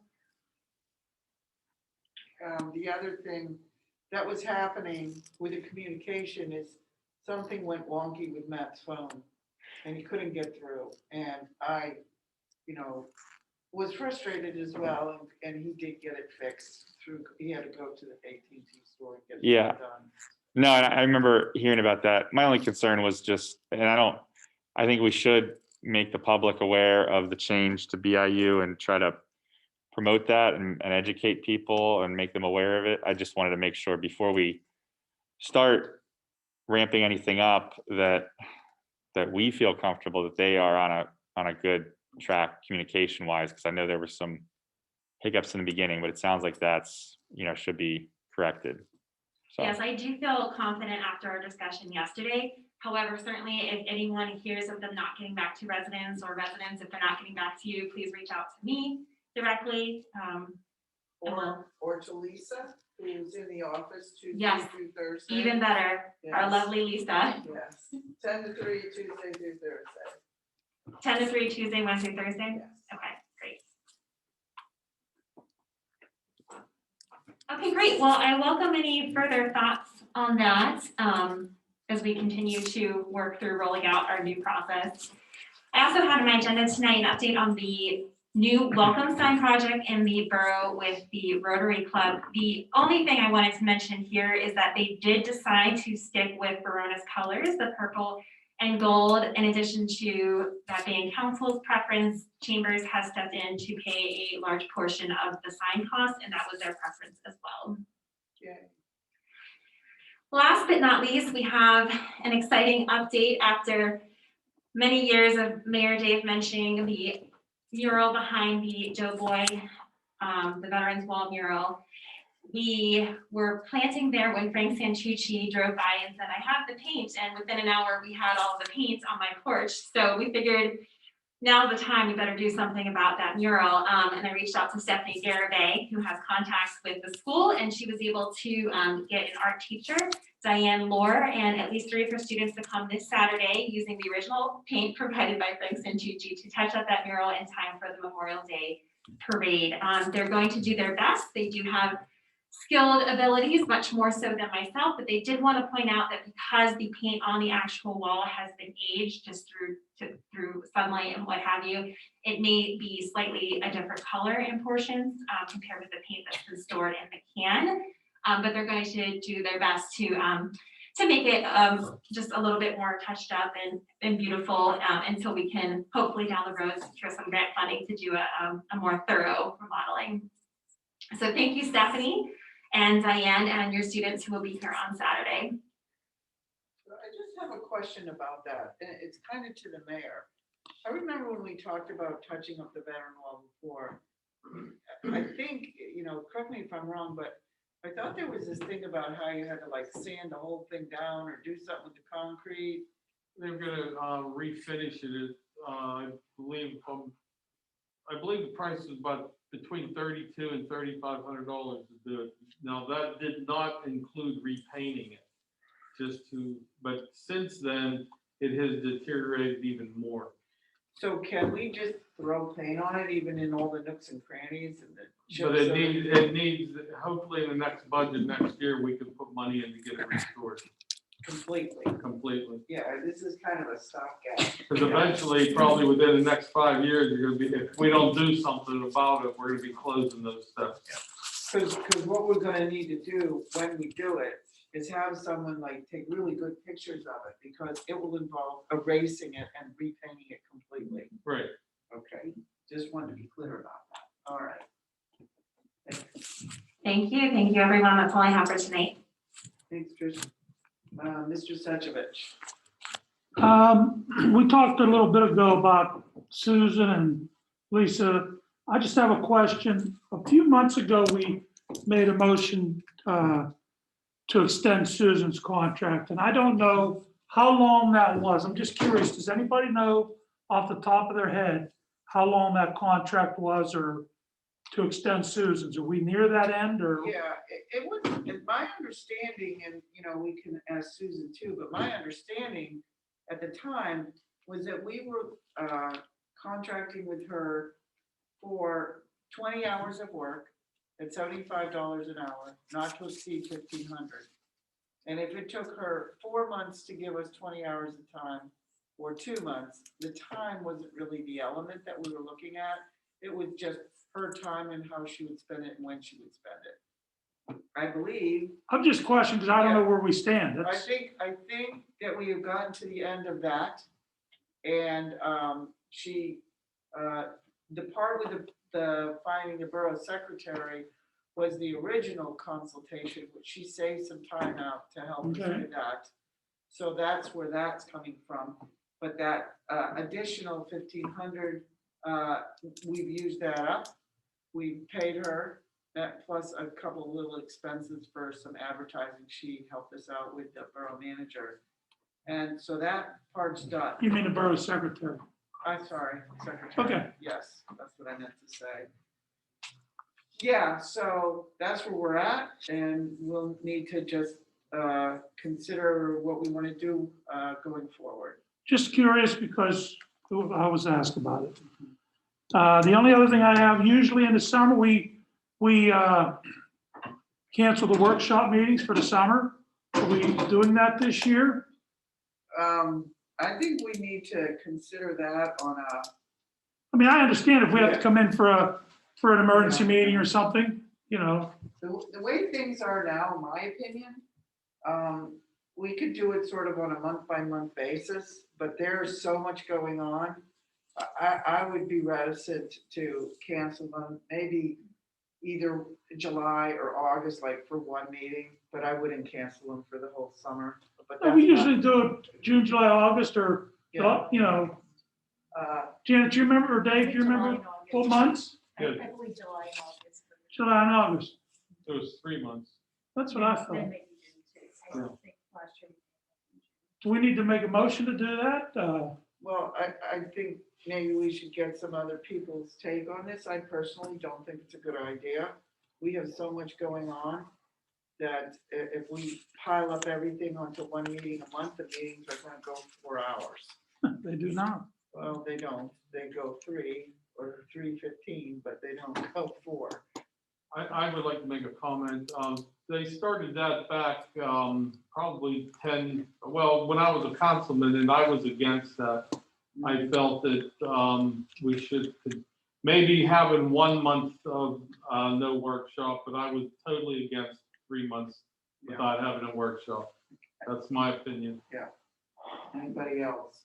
Like in our current state where we are, where things are not really flowing as smoothly as we would like, we still need to hire a new borough secretary. Then once that happens, you know, there's all these other things up in the air. What are we doing for zoning? So on and so forth. Just brought to my attention. I'm just bringing it up. Yeah, other people, Dave, Sylvia. I think it's a chance for the public to engage with council. And I think right now we're doing twice a month, and I don't see any reason to reduce that. Sylvia, we agree. Janet. If it comes up to that, maybe we get things straightened out, maybe July or August, we can do without a meeting. But, One or the other. we can see, Yeah. to have a summer break. See where we are. Right. Sure. I agree with what Janet just said. Right. I agree with you. We can look at July and August, maybe, and see. The summer's but we need to do our work, so let's see how it works. We have a lot going on this summer here in the borough, so for now, I think we should just do a month-by-month basis, Very good. I just was asking. okay? I thought I saw a hand up. Did someone from the public have a hand up? Or, Can we wait for public comment on That- that? Dave, that was just me. I was just going to raise Oh. the issue of scheduled time in the plan for the interviews, but that already was discussed by council, so I lowered my hand. You guys got it. okay, thanks. Thank you. Cool. So, yeah, we'll just take it as it comes and see where we're at. Very good. Thank Thank you. Anything else? No, ma'am. All right, thanks. Sylvia Provenza. No, you missed Janet. Oh, I did? Oh my God, because she's too close. I do that. Sorry, Janet. Luella, this is Luella. Thank Go ahead. you. You can hear me? Is it on? Yeah, I muted it. Sorry. Sorry. There you go. How's that? Oh, good. All right. We're having our next Parks and Rec board meeting. It feels like I haven't been to one for a while because we went every other month, Tuesday, June 1st. I would just have a question. Are we going to meet here in the Borough Building? Wow, that's a great question. I was still planning for Zoom.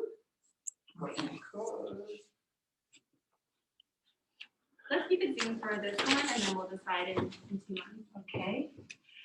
And at that meeting, I know there's been some word working on the summer movies. So once that schedule was confirmed, we'll get that out to everybody as well.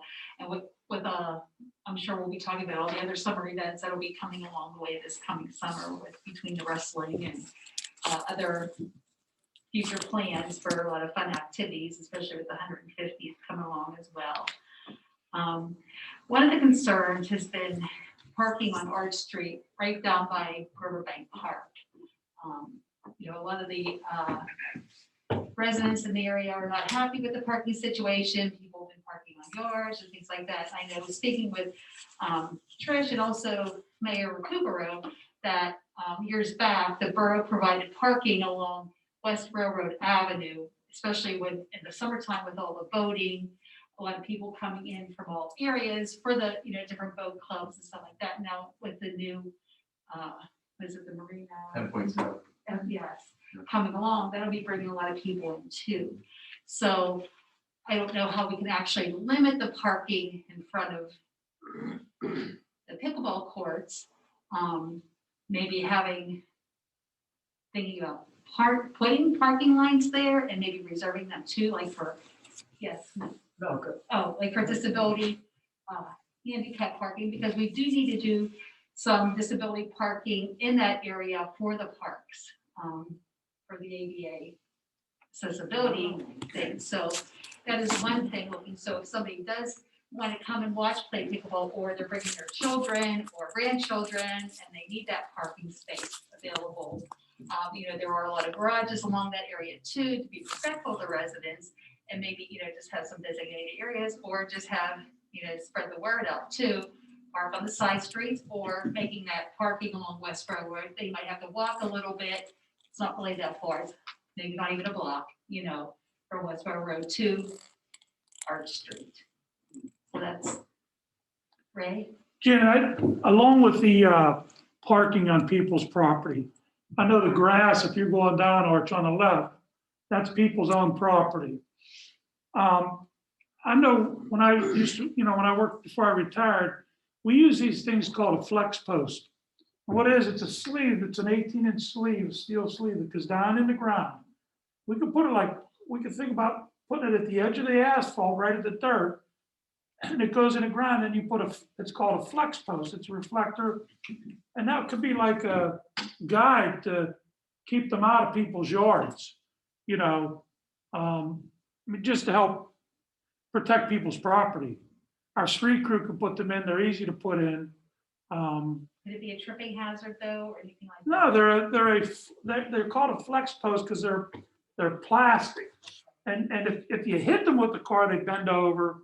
They're 48 inches tall. They're 4 foot tall. They stick out of it. The flex post, it gets The steel thing is a bracket, it's an anchor, it's called.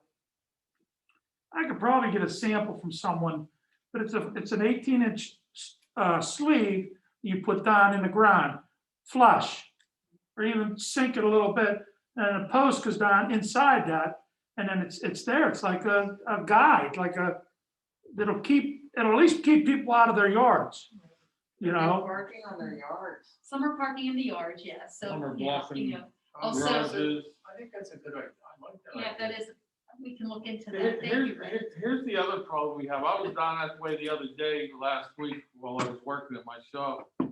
And the pickleball place was packed with people and cars also. Now, summer's coming and, you know, people are gonna wanna take their kids down and there's no parking for them. You know, because the pickleball people got, you know, most of the, parking. I have no problem having them park on West Railroad. Like Janet says, years and years ago, when all the, boat clubs were in, I want to say full bloom, but maybe that's not the word, but parking was a big problem on Penn Street because everybody parked on Penn Street from the boat clubs. Well, we told all the boat clubs they got to park on West Railroad, and they would angle park there, and they walked up there. Now that boat clubs have, They've kind of died off a lot. They're not, you know, they have their own parking. a lot of them actually. do, yes, a lot of them do. So they have their parking lots, but. Right. So I was wondering too about, you know, parking lines or the Ts. I feel kind of bad because North Avenue has been waiting for these forever. And I don't know what the results of the test is. They were gonna test paint some lines for North Avenue to see what would stick to the brick. But I'm sure having lines or Ts would be good for down there as well. Or again, something to consider is permit parking. I don't know the answer, but maybe we could talk to Jeff Pepper and ask Well, you them. know, Jeff has suggested put parking on the side of right in front of. No, you know, that won't and- work, And I no. said, you know, that is just, for me, it's a No. safety issue, No. you know, a child Not at runs all. out, I mean, as a kid, I ran out. Yeah. once in You my have life. two So cars I just, parked you know, on the right and the left, you can't drive through. right, it's or just impossible. on one side, but still, I just, if a child's coming down with her, Right. anybody, and, you know, anybody walking, like, you're trying to watch your child, all of a sudden you step out and there's a car, you know, you just, for me, it's a safety I issue. agree. And just to Common have that sense. section and the rest of the street on the other side is just, you know, I think if we can make a designated parking, you know, use that West Railroad property and do the angle park, I think that's a good solution that we can discuss it further too at our rec board meeting and come up. But, I just wanted to bring that up because it's, So the other Big thing, I mean, there's people parking on the grass and people possibly parking on the garages. Is there a curb there that they could paint the yellow up? They can't do that? There's no curb there. Okay, so we just, so designated, you need some sort of, for American Disability to have some sort of, to have some parking there, so you have designated at there and have the rest of West Railroad, yeah, okay. There's a lot of options from what I'm hearing, and maybe we could discuss more in detail at various committee meetings and come up with some solutions for next meeting. But when you do discuss it, you really do gotta keep in mind, people that drive down there with their kids. They, you know, they need to park by the park also. It's not just for the pickleball people parking. And if you do put handicap parking in, you know, there should be one up at, you know, two, not next to each other, but spread out for people that come, you know, with children that are disability, grandparents or whatever. Yeah. I mean, we gotta work with both sides, not just, you know, one side. And I'd like to get some input from the neighbors that live near there, what they would think about having these sleeves put in. I mean, Good it luck. sounds- Yeah. I got input last Tuesday. What's that? I said I got input last Tuesday about that blocking driveways. No, but I'm talking about the sleeves in particular. The ones that Ray mentioned. The Oh, ones that okay, yeah. Ray- Yeah, I agree. I mean, I like his suggestion that to potentially look at that to keep people off people's lawns, but I do agree, like getting some input from the residents there. I don't know if we could put it, if it would be, I mean, I would hopefully it would not be on their lawn. It would still be within the road right away. That we would have, authority to do that. But assuming that we are, then I would want to be mindful of their, their considerations. But another thing that when Ray mentioned that occurred to me is, I don't know if this is something that would fall into their wheelhouse or their purview, but PennDOT does have a local technical assistance program. They're kind of the traffic. I mean, I know they've put on webinars for crosswalks and pedestrian safety and things like that, and I've attended a couple of them, and they're really good webinars. But they're a resource that we can reach out to for, I believe, for local road issues, such as maybe this parking, and they, I think I have the contact if I don't know who would be best to reach out, but they might be able to advise if that's something they could help. I know that they do, like for crosswalks and pedestrian safety, they do site visits. They could potentially come out and look at it and help us come up with some, as far as technical or built, solutions, whether it's painting or these flex posts, things like that. They might have other ideas that we could look at, but Maybe do some kind of survey for you, technologically savvy people for the neighborhood area. Even if we printed it out, say, we'll come back in a week and pick it out. Something like that. Anyway, lots of good ideas and yeah, thank you. Jan. Thank you, that's all I have. Janet, do you want to pass that down? Thank you.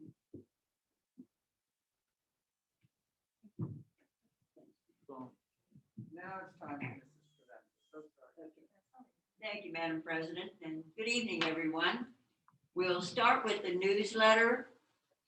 We're currently accepting ads and the articles for the newsletter, and we only have a week left to get them in. They're due for getting into us Tuesday, June the 1st. So if you could please get them to us as quickly as you can.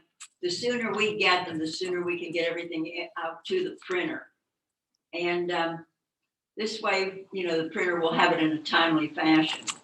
The articles can be sent to our editor, Dawn Wharf, at veronanewsroom@gmail.com. And I can be reached for ads at 412-828-7726. And I think we'll probably have quite a few pictures that have been taken. We'd love to have them for the newsletter. And if anybody would like to contribute an article about the botany and booze function that we had, that would be great.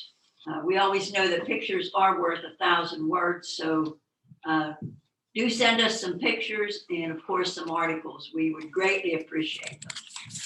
I attended the Chamber of Commerce meeting before our council meeting this evening. And I was told that the banners did go up last week and they're beautiful. They're so well done. And I'm very thankful, and I will speak for the entire garden club, not just myself, that the proceeds from the banners are going to be donated to our garden club. So to Chamber of Commerce, thanks a million. We really appreciate it. That's a great contribution to us. So thank you again. Not all the proceeds. No, not all. No. there'll be $25 per banner that is Patty Tuminella and myself agreed to donate to the garden club. I didn't want to say the amount. I wasn't sure. I thought it was 25. So it's $25 per banner. And thanks to you, Dave, and of course, our Patty Tuminella. And as an officer of the garden club, I would certainly like to thank our Chamber of Commerce. They were very kind and very generous with us for the botany and booze. And please know that your donation is most graciously appreciated.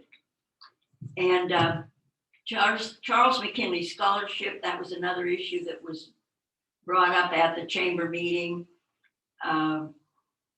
We have 6 students that were finalized. I know when we discussed last meeting, they had not been finalized. They are now finalized.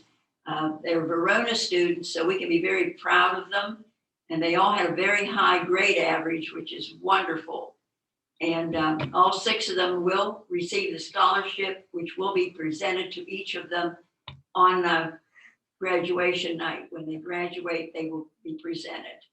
And I extend warmest congratulations and best wishes to these students and to each and every student that graduated. So again, very proud of you and congratulations and the best to all of you. Kennywood Picnic will be here Wednesday, June 14th, and we will be selling tickets here in Verona, and I'm sure Oakmont will be selling them also. And details on that will be at a later meeting. And this year, I believe we're at 109 years. The Verona and Oakmont have jointly done the Kennywood Picnic. I think we're the oldest municipalities that have done the picnic, which is really commendable. So we'll let you know more on that as we get the information. And Dave again is going to be doing the car cruise. The date now for sure is Saturday, September 14th. No, August. I mean, August, I'm sorry. I had August written here. I apologize. I don't know why I said September. It's Saturday, August 14th. I guess I'm rushing it a little. And again, I will repeat, it is the 25th year, a silver anniversary. And I certainly commend Dave, and Lou had worked with Dave too for a number of years. So new race, and both are commended. It was a lot of years, a lot of work, but they've done it. So thank you, Dave. Excuse me. Next item, Historical Society. On Saturday, June the 12th, we have a scheduled trip to Laurel Caverns in Farmington, PA. The cost is $15 per person, and that's to go through the caverns and tour them. And anyone that is interested in going can call Rhoda at 412-828-3607. And everyone is to meet at the Borough Building at 10 a.m. that morning. Again, if you have any questions, do feel free to call Rhoda Wharf. Twin Boroughs Ministries, the community dinner will be held tomorrow at the Methodist Church from 4:30 to 6:30, and it will be a grab-and-go dinner. They're still doing it that way at this time, and it will be hosted by the Oakmont Methodist Church. And there will be boxes of food given out, as Dave had mentioned earlier, at the parking lot across from the Miller Antique Store. But if you cannot make it there from 11 o'clock till the boxes are gone, which is usually around 1:30, Shirley Davis has secured some boxes of food, and they will be at the Methodist Church when people are picking up their dinners. So if you need a box of food and you can't get down street to get it, there will be a few that will be at the church. So to Shirley and her girls and guys, many thanks for doing this. You are greatly appreciated. I cannot close it off without saying a few words about the Botany and Booze. What a great weekend, a great crowd, great weather day, totally dry both days. And I ran the 50-50 and I was very impressed. We had so many new people, and they weren't just local, they came from near and far, and just a great group of people. I thought that event went off, I would say, perfectly. There was no problems. Everybody seemed very happy, very content. And I just have to thank all the businesses and the residents that I worked with, bringing in all those baskets. I am just deeply touched and so appreciative that you were all so receptive and so kind, and your generosity is just beyond measure. I thank you very much. Those baskets were absolutely beautiful. the gift cards and the monetary donations, just terrific. From the bottom of my heart and each member on our garden club, thank you, thank you, thank you. And last but not least, I will just say the ALOM, Allegheny League of Municipalities, I did call this morning and they said, tell everybody we said hello, we'll miss you all. And we're just finalizing all the plans for the June 17th through the 20th conference at Seven Springs. And they're so busy with that they really had no other report. So that is my report. If you have any questions or any comments, I'll be glad to answer them. If not, that will conclude my report. Thank you very much. Thank you, Sylvia. You're welcome. Anything from the COG, Dave? No, the next monthly meeting's tomorrow night. So I don't have any updates since the last meeting. At this point, council will hear comments on public related items. Please approach the podium or raise your virtual hand and clearly state your name and address and limit your comments to 3 minutes if at all possible. So what do we have, Dave? We got a raised hand from Vince so far. Okay, So go ahead, Vince. Hello, Vince Flota, 323 Penn Street. Can everybody hear me? Yeah, yep. pretty loud, actually. All right. I sent council an email about the doggy waste stations. Yes. Do we want to talk about what the next steps to get those installed are? Yeah, in your email, Vince, was there something, I think there was one gentleman who was kind of unhappy with the placement of it near Riverbank. And from what I could tell, some discussion about why are we putting doggy waste stations near the parks when there shouldn't be any dogs there? Can you expand on that a little more? I mean, there's already dog poop in the parks. Yeah, well, that is probably something we have to look at another time, but yeah, not good. Yeah. I think it's a great idea, Vince, and definitely needed. I think it's great too, but I do want to respect a person who is having an issue, who lives also near the Porta John. And, you know, if I would be that person, I would be concerned about smelling human waste and doggy waste. I understand. My thing is that I think that dog poop is going to smell whether it's in a waste can or whether it's littered throughout the park. So the problem's still going to be there.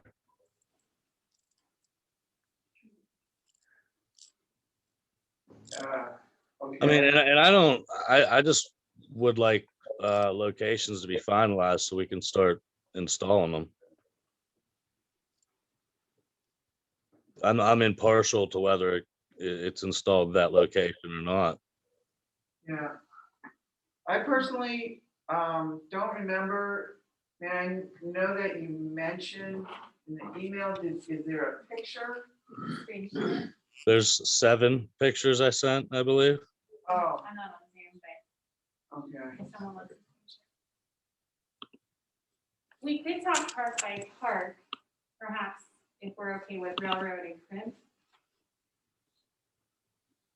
Yeah, but there's no way to put up where the pictures. Yeah, I'm gonna put them up. Oh, great, thanks, Dave. No way.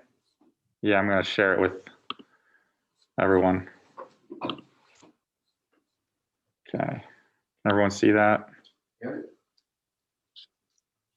Those are on the outside of the park. It is where you want to put them where the little red dots are? Correct. That's a Cribs, right? Right, correct.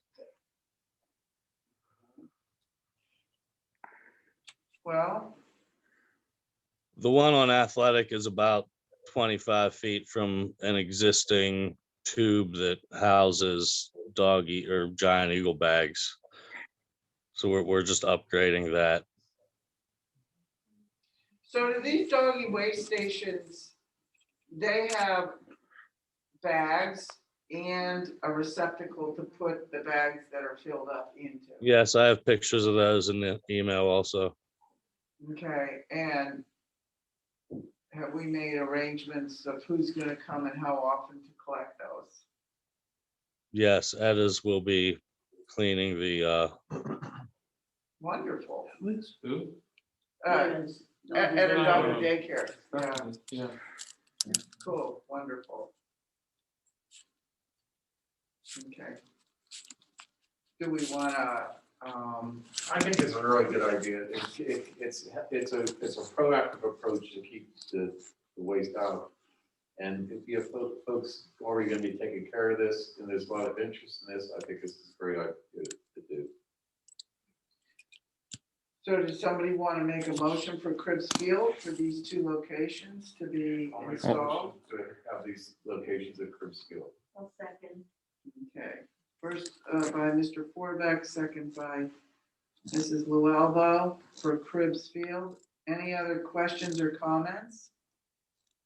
All those in favor, please say aye. Aye. Any opposed? No. All right, can we go to a different park now, Dave? Yep. Thank you. East Railroad. Or Railroad Park. So is that back? It's, that's tucked in the tree line. yeah, And it's also pretty much outside of the park. I know a lot of people walk their dogs in the park. There's been a lot of dog poop found down there. But not only that, a lot of people walk their dogs behind the tree line along the railroad tracks. So that would help give that area access also. Okay, are there two dots or just one? Just one. this one.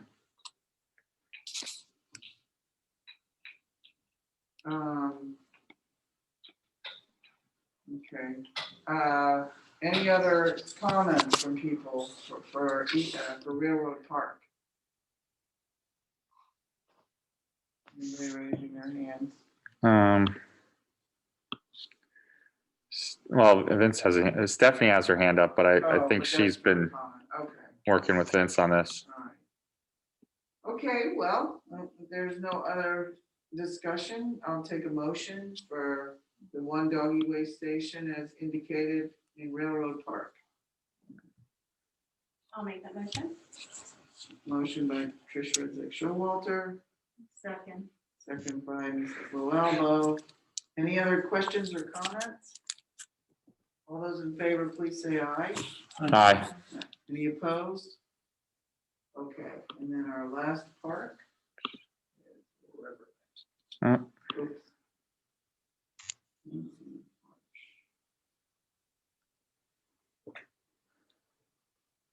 So there would just be one at Riverbank, is that correct? Yes. Yeah, and it's technically not really in the park either. It's right where the road bends. I have a close-up photo of that. Is that in the email? Yeah, it's not that one. Keep going.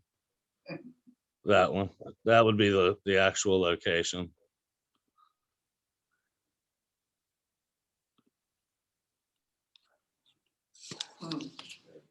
Right next to the garbage can, yeah.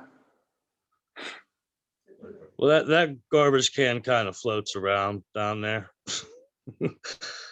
I think it's a stopgap garbage can that we've been using until we get a nicer one. I just wonder if it would be redundant since there's a garbage can. As a former dog walker, I always had bags in my pockets. And I know some people don't, but then, sometimes I would put it in a garbage can and the thing is right next to it. But I don't see an issue with it being next to the garbage can. I mean, if I mean, technically, you're not supposed to mix animal waste and trash anyways, so Oh, okay. it's not good. So you should keep the dog waste in the dog waste receptacles and food and litter in the garbage cans. Okay. Didn't know that. Is there an issue with dog waste at Riverbank Park? I'm sure that the people that collect garbage would appreciate that also. Mhm. Jan was asking if there was an issue with dog poop in the park at Riverbank. That was your question, right? Not as much as I would say railroad, but I just know that that corridor is a very well-traveled corridor for people that have animals. So it would not only help keep poop out of the fringe area of the park along either side of the road, but all the people that are complaining about cars ruining their grass, they're also getting dog poop and dog waste down there. So that would help keep that clean. I have a question, Vince. What is or anyone here that can answer, what is the ruling on dogs being in these parks? I've always thought the dogs were not permitted in the parks. I believe it's on the sign, but there is no code against it. I've looked in the code E360 and I haven't found anything saying that it is illegal. Okay, because if you have a sign up, you would think people would adhere to the sign. But if it's not an enforceable offense, if the police can't actually cite you for it because there's no code against it, then it's kind of just a sign. Okay. It's right near two other signs there too. Put it there. Yeah, I think that's why you put it. All right, thanks, Vince. I really do. Put it right That's what I there. figured there would, it's not gonna be a high traffic area. People don't really walk in between those two signs, so. People don't walk between what? Two signs? Two signs that he's standing between in this photo. Yeah, it's not a high traveled area. Oh, I see what you're saying. So I'm trying to put them in places that they'll stand out, but not be in people's way. Gotcha. That corridor down there is kind of tough. It's Okay. All right, well, any other questions at this time? about Motion to this? put it right there. Okay, I'll second it. motion by Mr. Suchovich, second by Mr. Forbeck. Any other questions or comments? Okay, all those in favor, please say aye. Aye. Opposed? All right, motion passed. We have consensus on where to put the doggy waste stations. Appreciate you and Stephanie for putting that all Thank you. together. Thank you. I only have one more question, and is they need to be 14 inches in the ground and cemented. Do I need to have the DPW do that, or is that something I can install myself? I can't tell you that. I would think that we'd want to at least give AJ the opportunity. I'll talk to do it. AJ. Yeah. Okay. I mean, Just I have almost- no problem either way. I just, Mike, are you gonna talk to him or? Yeah, fuck AJ. Okay. it's good it's only 14 inches deep. I know a lot, or sometimes fence posts and sign posts have to be 18 or deeper. So these are pretty shallow. They shouldn't take too long to put in. Great. Thank you. All right. Thank you. Just keep me posted. Okay. All right, who's next? Next up, Stephanie Garibay.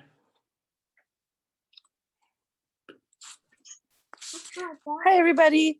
I just wanted to update everybody on the farmer's market. It does start not this upcoming Thursday, but a week from Thursday, June 3rd, 2 p.m. to 7 p.m. We will have food trucks just about every Thursday. About 20 to 30 vendors. I've signed up 30. Whether or not all 30 show up is up to the vendors, I suppose. So that will be happening. I have been working a little closely with kind of a farmers market coalition with the Pittsburgh food policy.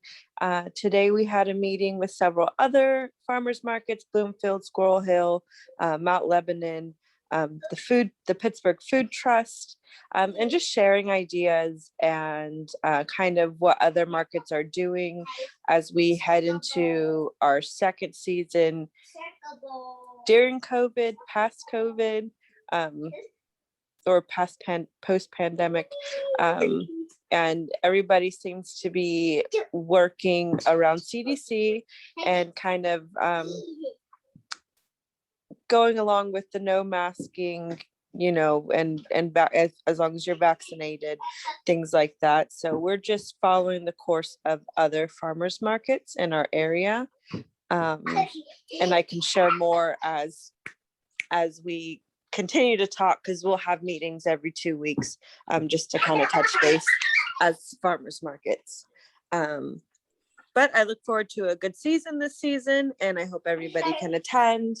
And if anybody has any questions for me, feel free to email me, or, you know, I'd be happy to answer anything now as best I can.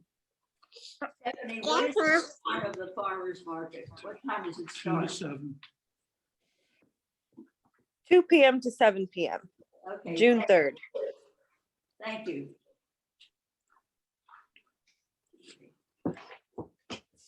Okay, Stephanie, have anything else for us on this?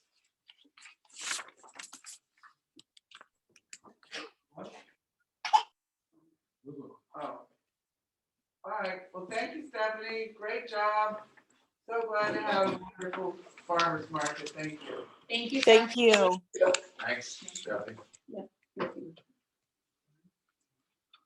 I don't see any other hands up, do you, Dave? Yep, I don't see any others.